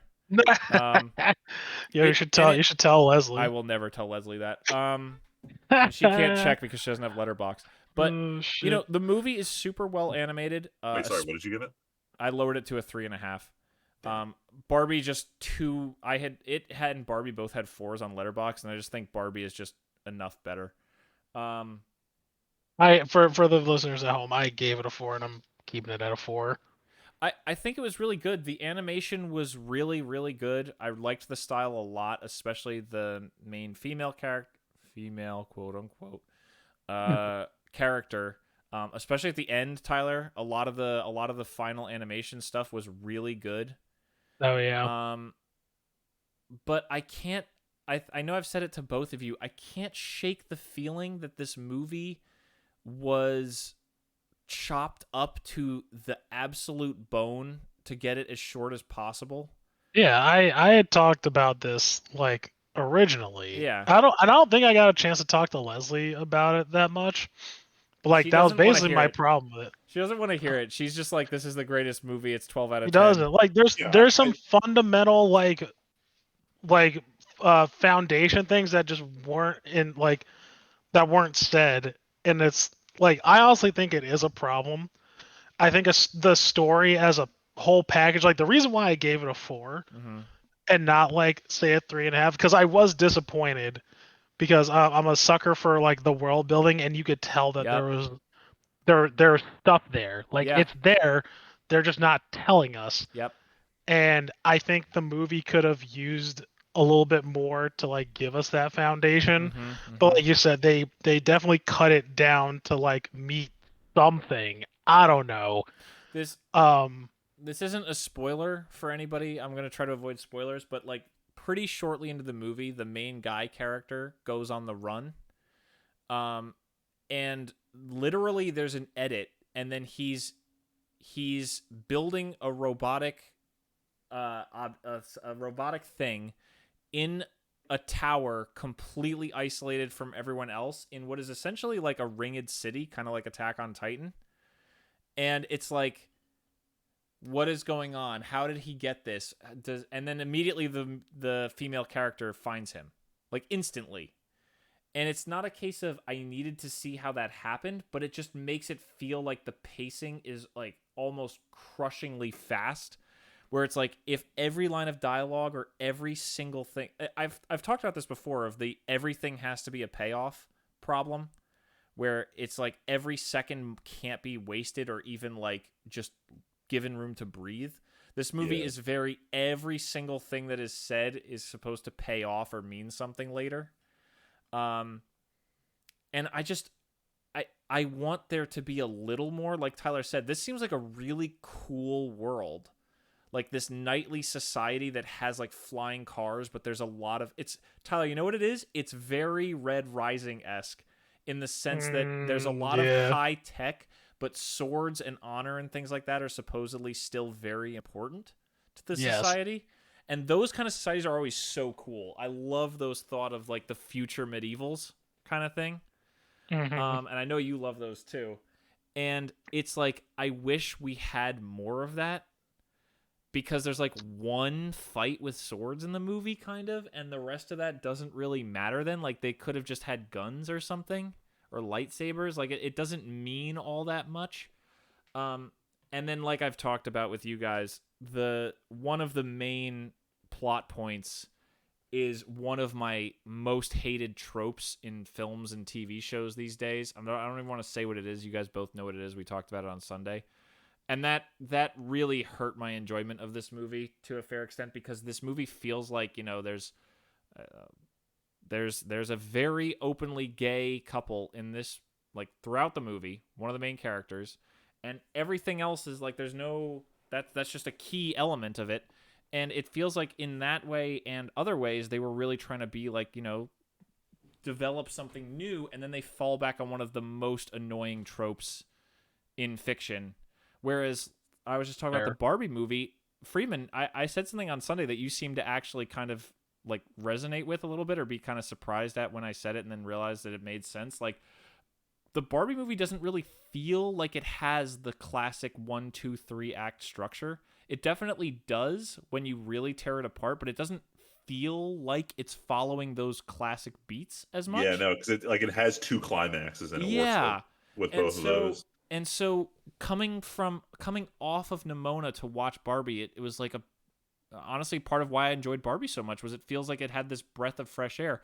Again, you could absolutely say no, that second climax is kind of like a, I don't know, it's more like an Act 1, Act 2 intermission, kind of like rising action climax, whereas it's not the real climax kind of thing. You could always but it still didn't have a super straightforward story structure that made it interesting to watch because it wasn't the same old thing. And then looking back on Nimona afterward, it's like, okay, this is very, we have a scene, we have the hideout, we have a scene, we have the hideout, we have a scene, we have the hideout, we have the climax, and we're done. And it's not that exact cadence, but it's pretty much that. And yeah, I don't know. It just feels like for a movie that tried to be so interesting, it was like a surface level interesting and exciting versus Barbie felt like something treated kind of differently. I feel you. But again, movie looks great. It clearly is learning from the Spider-Verse of styling animation can be a massive, massive success. Like if you put time in animation, and this, we always joke about anime CG looking terrible, but like this is clearly not hand drawn in any sense of the word, and it looked awesome and had great style to it. Again, especially a lot of the stuff in the climax just looked so cool. But I like the movie. But speaking of style and looking cool, bro, we got to talk about the brand new Shonen Jump anime. So Freeman, before we say what this is, I would definitely like to say, kind of per my comment two further down, but considering what is airing this season, this is probably the show that Val and I. This is the Hell's Paradise probably of the season, where this is the new IP that Val and I are most interested in. New show of the season by a lot. Gotcha. I wasn't sure what show you were alluding to with what you're. No, Zom 100 is the show where, isn't it Studio Shaft or something, like some crazy studio that hasn't done stuff in a while? It's not Shaft doing it. It's Bug Films, a new studio. That's right. It's a new studio that was clearly founded to make this project, because the whole story of Zom 100, Tyler, I don't know if you've seen anything about it. Nope, never even heard of it. But it's a very, you might get a kick out of it. Like anyone who does an office job probably gets a kick out of this show by a lot. A guy is 3 years into what he thought was his dream job, except it's like the classic Japanese industry of working like 90-hour weeks, 200 hours of overtime in a year, in a month, sleeping at work kind of thing. And then a zombie apocalypse happens, and this guy's reaction is literally in the first episode, he screams, "Fuck yeah, I don't have to go to work tomorrow." And the show is so colorful and so exciting and so fun with the idea of, hey, society's collapsing, and for some people that's kind of a good thing and kind of exciting. Yeah, it's the first zombie series I've ever seen where like the main character's just optimistic about the whole thing. Like he's right, like Tyler, you know what he does? In the first episode, he's riding his bike. He's like, "Oh, I should probably go get some supplies." And he bumps into people in an apartment who are like crying and like barring the door. And he's like just sliding along a water pipe, and he's like, "Oh, hey guys, you need anything from the store?" And they're like, "I'm getting "What? You want stuff?" "Yeah, I'm going to the store. You want anything?" And they're like, what?" And he's like, "Yeah, I'm going to the store." And they're like, "Toilet paper." And it's like, and he's like, "Okay." And then he just gets on his bike and goes, and then he's riding through the street, and he just sees a motorcycle, and he's like, "Whoa, I've always wanted to ride a motorcycle." And the next scene, he's doing the Akira slide on the motorcycle. Oh my god. It sounds like this Netflix show I really liked called Daybreak. It's also on Netflix, funny enough. It's on Crunchyroll, Netflix, and somewhere else, and Netflix is up to date with it. So I would give it a shot. It's honestly fun. The name Zom 100 is he has a bucket list of 100 things he wants to do before he becomes a zombie. Gotcha. And it's a really fun time, Freeman. I've done enough talking about it. Enjoying it? I've only seen the first 2 episodes, so up to where he comes up with the list. So I've only seen tidbits of what he wants to do. Okay. I am going to be watching the show to completion. I'm just not blitzing through it. I'm enjoying it so far. I really like it. Yeah. I've been saying this before that there aren't enough zombie anime, and the ones we have are. I don't recommend to most people because High School of the Dead is unfortunately the best zombie anime. But I'm excited to see where it goes. I think that one of the stylish choices that I love is to show that it's a serious show, but it's not that serious. Everyone's covered in blood, but they like to draw it like it's paint splotches. There's just a lot of color in the show when there There's otherwise so would much just color. be a shit ton of blood. Yeah. So I think it speaks a lot to what they want the tone to be. It's a very positive take on an otherwise bleak genre. So this manga existed before, but clearly, part of the reason this is a new studio is it seems like this studio was founded of people who hated the crunch of other studios and went off and made their own studio, which might or might not also crunch, but they at least wanted to make an anime talking about how shitty especially the Japanese industry is. The main character works in like an advertising firm, and it's just so, like, the first episode is like depressing because it's like he walks into the office at the beginning, he's like, oh my god, it's my dream to be here. And then 5 minutes in, he goes out to dinner on a Friday with the rest of his team, and he's like, guys, it's been a great week. And they all stand up and they're like, okay, time to get back to it. And the whole tone shifts, and he's like, what? And they're like, yeah, we gotta pull another 12. We've been here 12, let's do another 12. And he's just like, oh no. And then it cuts to a year in. What am I doing? 2 years in. Oh god, I don't even have I don't have brain cells anymore. I just work. And then by year 3, he's just like death. And it's fun. But you know what else was fun? Freeman, Val and I finally finished Oshi no Ko, aka the thing you were so excited for that you made us all watch episode 1. Yes, because episode 1 was very good. So I jokingly put Oshi no mid. I thought you were about to tell me that you Damn. I was going to let you explain yourself. No, this got an 8 out of 10 on Mal, and I think this actually did beat Hell's Paradise as the best show of that season. That was not Vinland Saga. Yeah, I think I gave it an 8 out of 10 as well, with my justification for why it wasn't better was that this desperately wants season 2 to air immediately after, and it's not. I would agree with that, but I think also it's kind of losing it by the end a little bit, where the initial premise is so strong from that first episode of... I'm not even going to spoil it, but the initial premise for one of the two main characters off of that first episode is really strong. And while they have done an amazing job, like that whole scene with the girl on the TV show, or that whole episode, and like what this industry does to people is an excellent representation, and the intro song is good, and the idol scene in the second to last episode is really good. The camera work in that whole idol bit, Friedman, is wild. Oh, it's phenomenal. Like, they are flying around. It is really good. But I couldn't get up to a 9, and I feel like with especially the headline of this song, the intro hit Billboard's #1. I think it's a really good show. I definitely remember. It's in the category of shows I'll remember and still think about, and I will absolutely watch more. But I don't think this is like the second coming of anime level thing that it kind of felt like a lot of the headlines and everything were kind of hyping it up to be. I don't want to take away that's really good, and I feel like the first episode is like kind of the peak. So yeah, I don't know how to say this, but like 99% of the hype going to the show was about the content of the first episode, which is why I was like trying to get you guys to watch that. Because at that point, if you didn't watch the rest, I was like, I don't know what's going to happen after this point. But speaking of which, I'm going to tell you guys something sacrilegious I heard from Leslie today.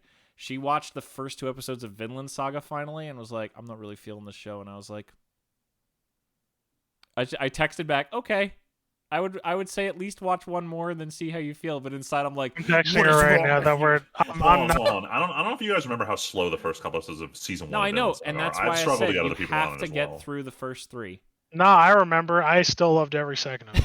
Well, yeah, I look, all 3 of us did, but I'm just saying. I'm texting her right now saying I'm not gonna. I refuse to be her bride guy. Oh my god. Bride guy.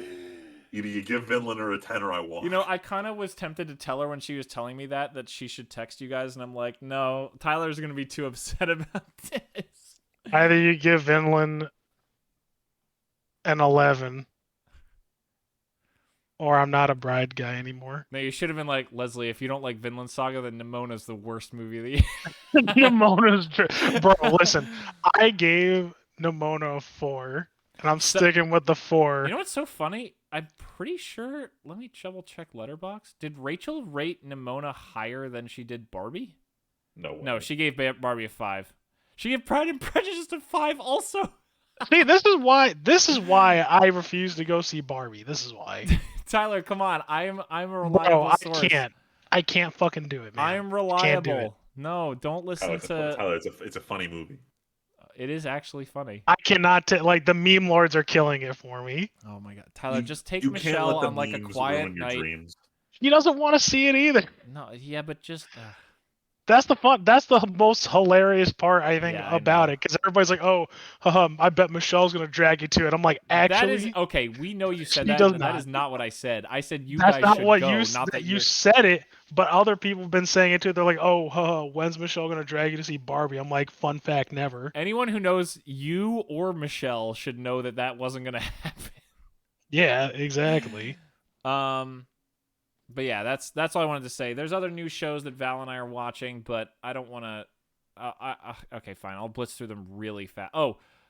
Bleach is back and is the least interesting show after being one of the best shows of last season. Freeman, Least interesting. We're setting up for the fights. That's the whole point of the show. Bleach is set up for really fights and then wearing fights out. happen. Tyler, I gotta tell you, like, you should watch 1,000-Year Blood War, but like, I am like falling out of Bleach after only being in here for the final 5 minutes.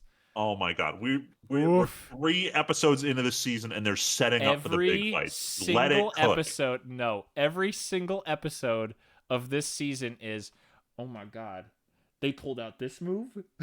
Luckily, we had a defense for that move. Oh, they pulled out that defense, and we have a defense for that. This is like the 12th time Bleach has done this. No one's surprised but you, Freeman, Tim. Freeman, I'm not surprised. Yeah, I was gonna say like, no. Whoa. Don't act like I'm saying I'm surprised by this. I'm just saying the last season, the previous 12 episodes were not super like this, kind of. Whereas this is really hitting me over the head with it, and now I'm like, I can see why Bleach was gone for 10 years. Look, you're saying this like we didn't have a whole arc where it's like your sword is destroyed, there's nothing you can do, and then suddenly Squad Zero shows up and says, all right, Let's we're going to bring you to talk to the Freeman, Soul King, who's never been mentioned before. But Freeman, at least that's an arc and something that's happening. This is in the same episode. We have a defense for this move. We predicted your defense for this move, and now we're stronger because somehow by taking powers away, you actually made us more powerful. It's like fucking Boo Saga all over again. Like, the strongest Boo is the one where he loses all his powers. Except in one episode instead of a whole not season. Really. Okay. This is a gross oversimplification of the problems with Bleach. Another good the problems with Bleach, multiple problems. The comedy of the season, the Tim comedy of the season that no one else is going to watch, Helk. I won Luigi over with one of the most wholesome things in history in episode 2 happens, Freeman. I don't know if you watched any of this.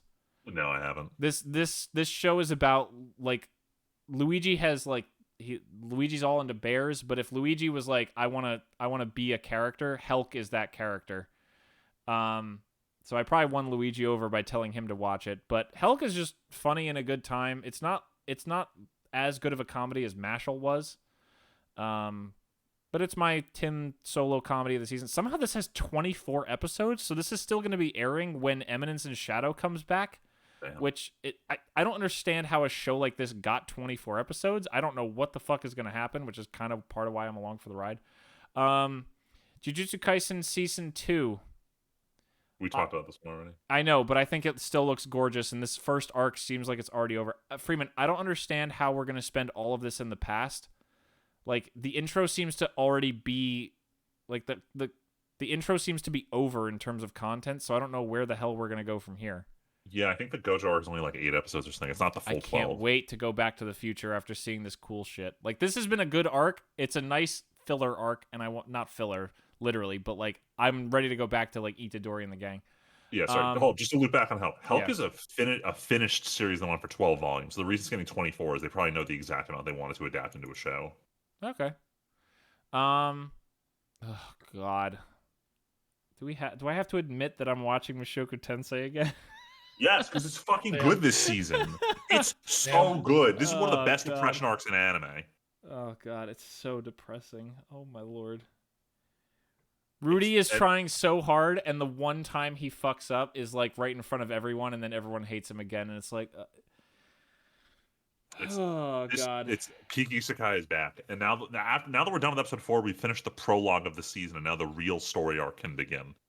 So starting next week, they even changed like the promotional image for the show and everything too. Yeah, I did see that. I was like, did I miss this before? I think that Tyler, after I watched episode 4 of Mushoku Tensei, I texted Freeman. I said, "Is this whole show about Rudy having trauma and brain damage?" Because literally, those are the only two wavelengths he operates on. It feels like some of the time. I know that's not true. For season 1 was about that too. Yeah, I know that, and I'm still fucking here, aren't I? Like, yeah. Still yes, fucking nothing here, else aren't is I? like this, and yes, the animation is still very pretty. When Rudy casts a giant fireball, it's like, wow, no one else, I guess, wants to flex with fireballs this season for some reason. So I guess these animators get to win the prize, but like, God, it's so like the wins. Like we've talked about shows where they're like Vinland Saga. Fucking Vinland Saga is about the small wins balancing against the big depresso. Look at what happened with Arnheid. Like, There's all a that lot shit. of fucking big depresso, bro. There sure is, but like they're less self-inflicted. Thorfinn doesn't do a lot to himself. His life is just sad. Rudy, just like every fuck up comes from Rudy being Rudy. It's just like real life. But I don't need this. I don't want this. I want to be entertained by anime. I don't want to be depressoed. Nah, sometimes you need that long look in the dark mirror and you see Rudy staring back at you. All I can say is I'm glad that I haven't, in the senses that Rudy fucks up that could be real life, I haven't done some of the shit that Rudy's done, and I feel so much better for it at the end of the day. Ugh, God. So yeah, that's Mushoku Tensei, probably anime of the year or whatever. Again. Anime of the year. You say that with such pride. Yeah, because no, I just know that Giguk's gonna do another video. It's like, oh my god, this got robbed. This is the greatest show the greatest isekai that's ever existed is Mushoku Tensei. I'm like, I don't want this to be the peak. And then the last show, My Happy Marriage. Freeman, you told Val to watch this, and then one night on Friday we were like, we had nothing to watch, and I'm like, well, Freeman said Val should watch this. I'll just put it on. We like watching romance shows together. This is really, again, very like the main girl's trauma is like the most cartoonish. It's Cinderella in anime. It's Cinderella in anime, except the story doesn't end when she meets Prince Charming. There's more story about how people still don't like her, even when she's with Prince Charming. That's the best way I can sum this up, actually. Episode 1, did Cinderella. Episode 2, how does Cinderella learn to not live with all the trauma and depression she's had for 15 years because she met Prince Charming? That's this show. And it's really good. It's a good romance. When we watch the Tonikawa stuff, Freeman, we'll have to let you know which one is the better quote unquote romance of this season. Gotcha. I figured it was good when Leslie told everyone in the group to watch it after this chain of recommendations happened. Yeah, out of nowhere, Leslie just messages this morning is like, yeah, I just picked it up. You guys said it was good. I'm like, why would you pick up the airing show you know you're going to want to keep watching? You're never going to remember after today to watch this show. You've now doomed yourself to only watching a third of this show. Good job. All right, well, that's a her problem. All right, I'm done with anime. Let's It's go. like Tyler, her go not ahead. liking Vinland Saga. That tans my hide. She's got too many problems right now. But Tyler, why don't you take us away? Oh, Well, no. yeah. Is this Freeman? Yeah, it's me, Rag 3. Rent a Girlfriend, Season 3. I'm not actually going to talk about the show. The show's trash. But what I did want to bring up is that this show is it's making me be aware of another trend I'm seeing in anime. Oh, So you know how, like, generally in anime, there's, like, pretty standard character archetypes you see everywhere. Like, there's the tsundere, there's, like, the nerd girl who's too shy. It's in the last couple of years I've started noticing an archetype, and it's very obvious in Rent a Girlfriend 3, because the big gimmick this season, they introduced a new character, and she's supposed to be the quirky Zoomer. But her whole gimmick is she's a YouTuber social media influencer. And I've been noticing the social media influencer character showing up more and more in anime. It happened in Oshi no Ko with, what's her name? Memcho?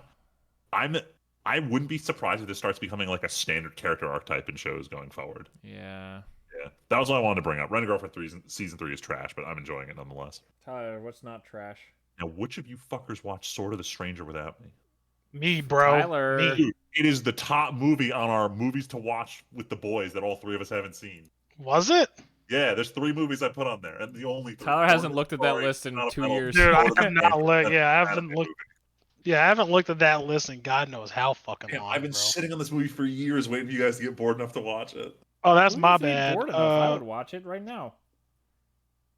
Well, too bad Anyway, we're tell all us what going you to thought of bed it. Yeah, I soon. know. When I tell you that this is one of the best fucking movies, animated movies I ever seen. Like, I gave it a 4. I don't know if you've seen this, Tim. I gave it a 4.5 and a like. Yeah, no, it's pretty good. It's fucking serious. I was Like, saving it for the boys. I knew this was gonna be a good one. I will watch it again All right, good, because I in a still want heartbeat. to watch this. I have it downloaded. In a heartbeat. Like, I mean, I recommended it to Leslie because I was like, I think she would like it. But Sword of the Stranger, though, for the listeners, is oh God, this movie's like over 10 years old. It came out in like 2007. It came out when we were in high school. I hate that. I hate it a lot.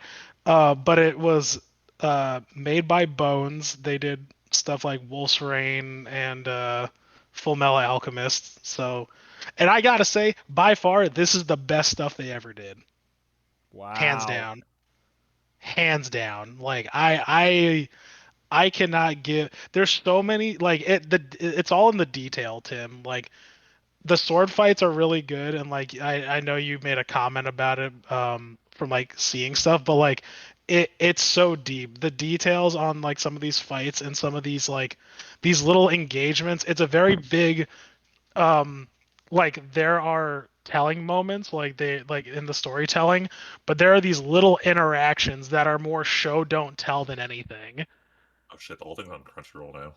Well, what I had said Yeah. was anytime there's compilations of sword fights on YouTube, like from anime, Yeah.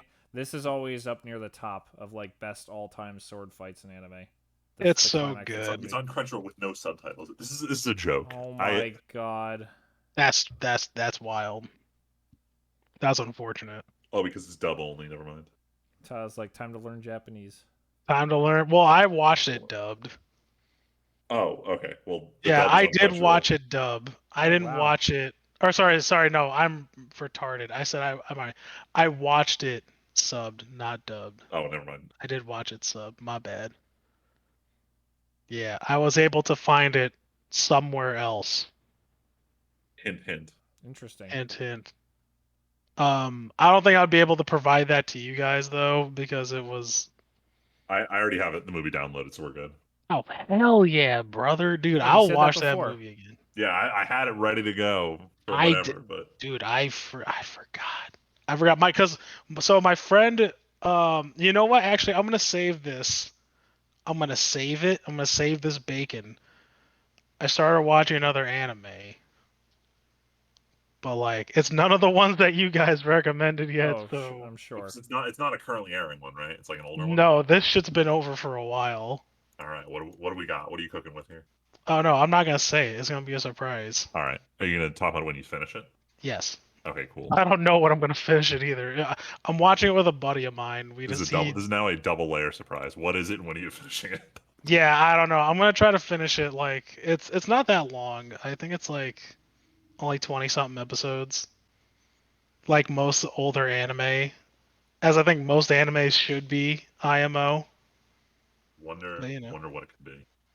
Oh, you'll never guess it. I don't think you'll ever guess it. It's not a Tyler anime for sure. Question is if it's something I've seen. You definitely have seen it. Could be And if you anything. for some reason you didn't, I think you might have even talked about this at one point. But if you didn't see it, I would be very surprised.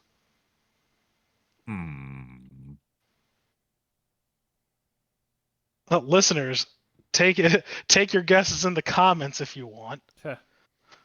All like 2 of you. But yeah, Sword of the Stranger is dope. You should watch it. That's it. Thick ass fight scenes.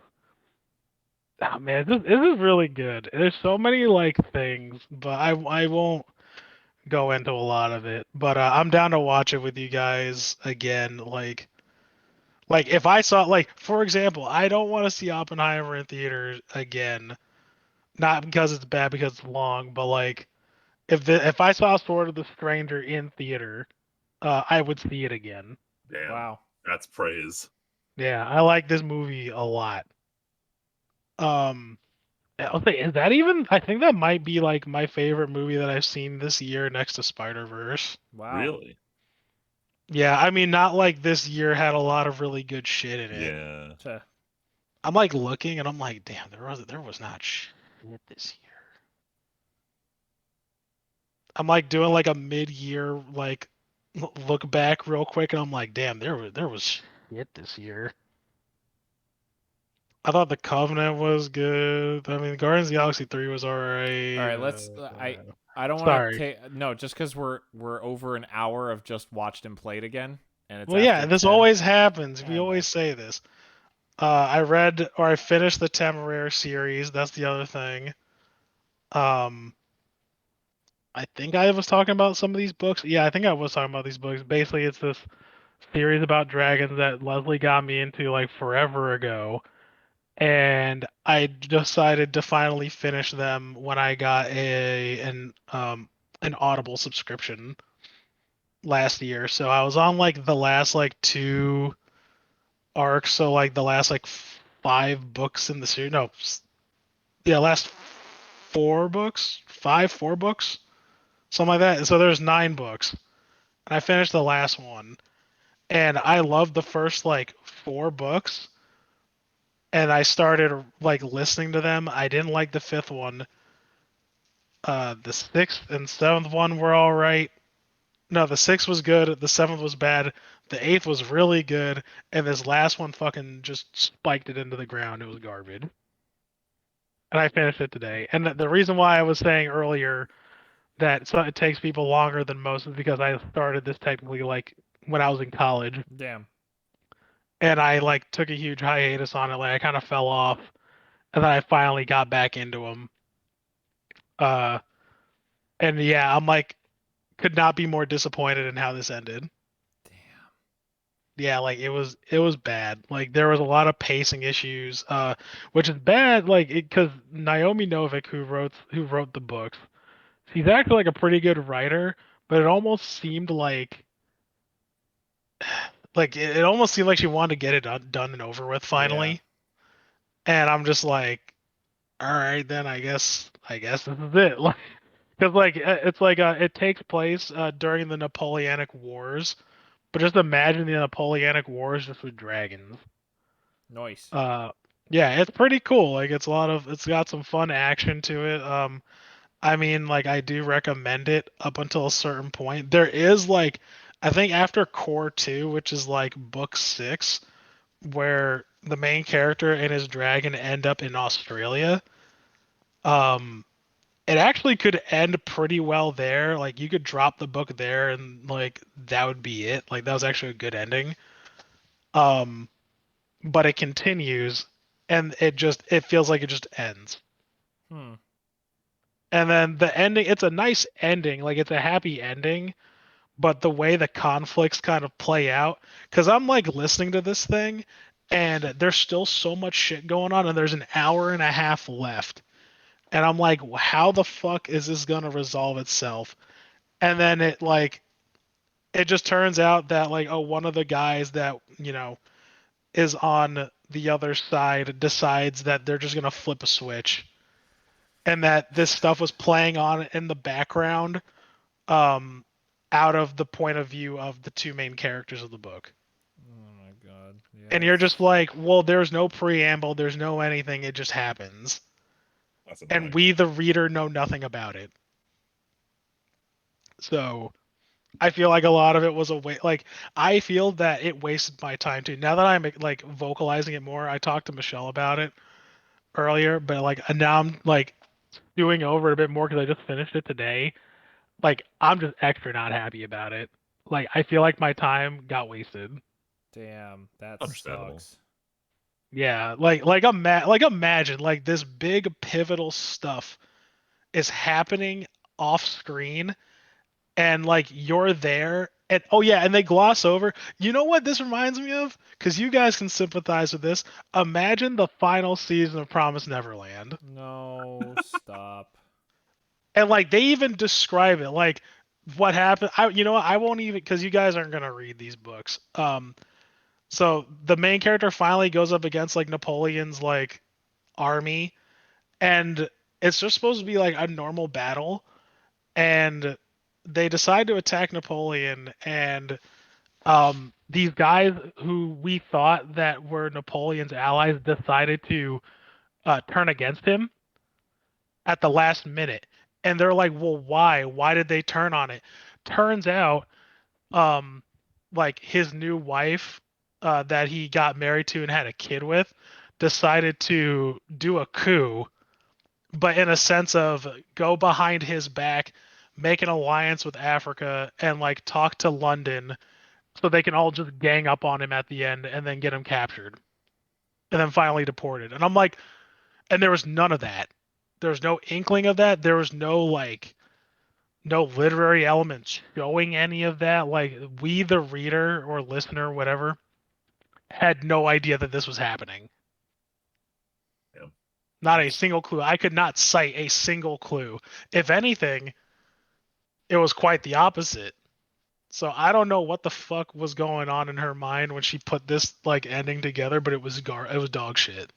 Mm. It's okay. I'm going into Last Argument of Kings and I couldn't be happier. That's the first Law trilogy, the third book in this set of trilogy. So I'll be starting that tomorrow. Um, and then I also read The Frugal Wizard's Guide to Surviving Medieval England. It's a mouthful. It's certainly a title. It's a title. This is the second book in that Brandon Sanderson Kickstarter that I did. It was an interesting read. Michelle and I agreed that it wasn't like the best thing he did, but it wasn't bad, but it wasn't that good either. Um, I don't know if I'd recommend it to anybody, but it was like a fun little story. I like the concept. The concept revolves around it's like kind of like a cyberpunky-ish like future where they figured out dimensional travel, and you too, as a civilian, can purchase different dimensions, Ooh. but you can only buy dimensions that are approved, and they all go to a version of a universe that is medieval England, and they speak English. Hmm. It's kind of funny and like it's an interesting concept, but he doesn't really do too much with the story. And that's what we were kind of like annoyed with. He uses a white box room concept. I don't know, Tim might know that concept. Do you know what that is, Tim? A white No. room concept. No. So, apparently it got stemmed from the Born Identity series of books and movies, where it revolves around somebody who has amnesia, and you learn things as the main character learns things about themselves and the world. Huh. The isekai concept. Yeah, pretty much. Give someone relatable to you, the viewer, who learns at the same pace you do. Basically, that's basically the concept. Except I don't think it lent itself very well to this, but it was still fun anyway. If I were to give it like a score, it'd probably be like a 3 out of 5. Like it wasn't stellar and it wasn't bad. Uh, but I will say this next book we're reading, it's called Yumi and the Nightmare Painter. I wasn't gonna say it to like Michelle or anything like that. I was waiting for her to get caught up to where I am to explain what this is like. But it's like, oh my God, I'm having a stroke again. What's that movie, Freeman, where it's an anime movie where this girl and this guy swap bodies every time they fall asleep? Oh, your name? Yeah, it's literally Your Name. And I'm just like, is this cheating? Like every time they fall asleep, well, it's different though, right? In Your Name, if I'm not mistaken, like they can't really contact each other like spiritually. Like they would have to actually like physically contact each other Yeah. or some shit. And this one, um, every time they fall asleep, they appear as like a spirit next to them, or no, they appear in their body. So say like we fell asleep, Freeman, right? I would possess your body, right? I would be awake in your body, but then you would also be a spirit next to me. You would not be inhabiting your body, and vice versa. Gotcha. It's weird. I don't really like it. So they can like see what the other person's doing with their body, but they can't really influence it. Yeah, they can talk to them too. Oh, okay. So they can, in that way, influence them. Yes, they can influence them because they can talk to them and do whatever. Interesting. Yeah. I'm not really digging the concept because I'm like, this is literally your name, and I didn't like your name. Like, I couldn't. Gotcha. I mean, it I depends on could. how they do it, because they take the concept of the body swapping, but they get rid of I guess the secondary plot line of your name. Um, I can see it being interesting if you like the concept. If you don't like the concept, I can't imagine it being entertaining. Yeah, the Freaky Friday stuff. I'm like, I Doesn't have never Lindsay really Lohan, I'm like not watching whatever. it. Lindsay Lohan, I ain't watching. But yeah, sorry, I went a little bit too long on some of these. I've been holding in the Temeraire rant like all fucking Yeah. day. No, it's So okay. Well, we broke the 2-hour mark, so I think we're good to stop here. yeah.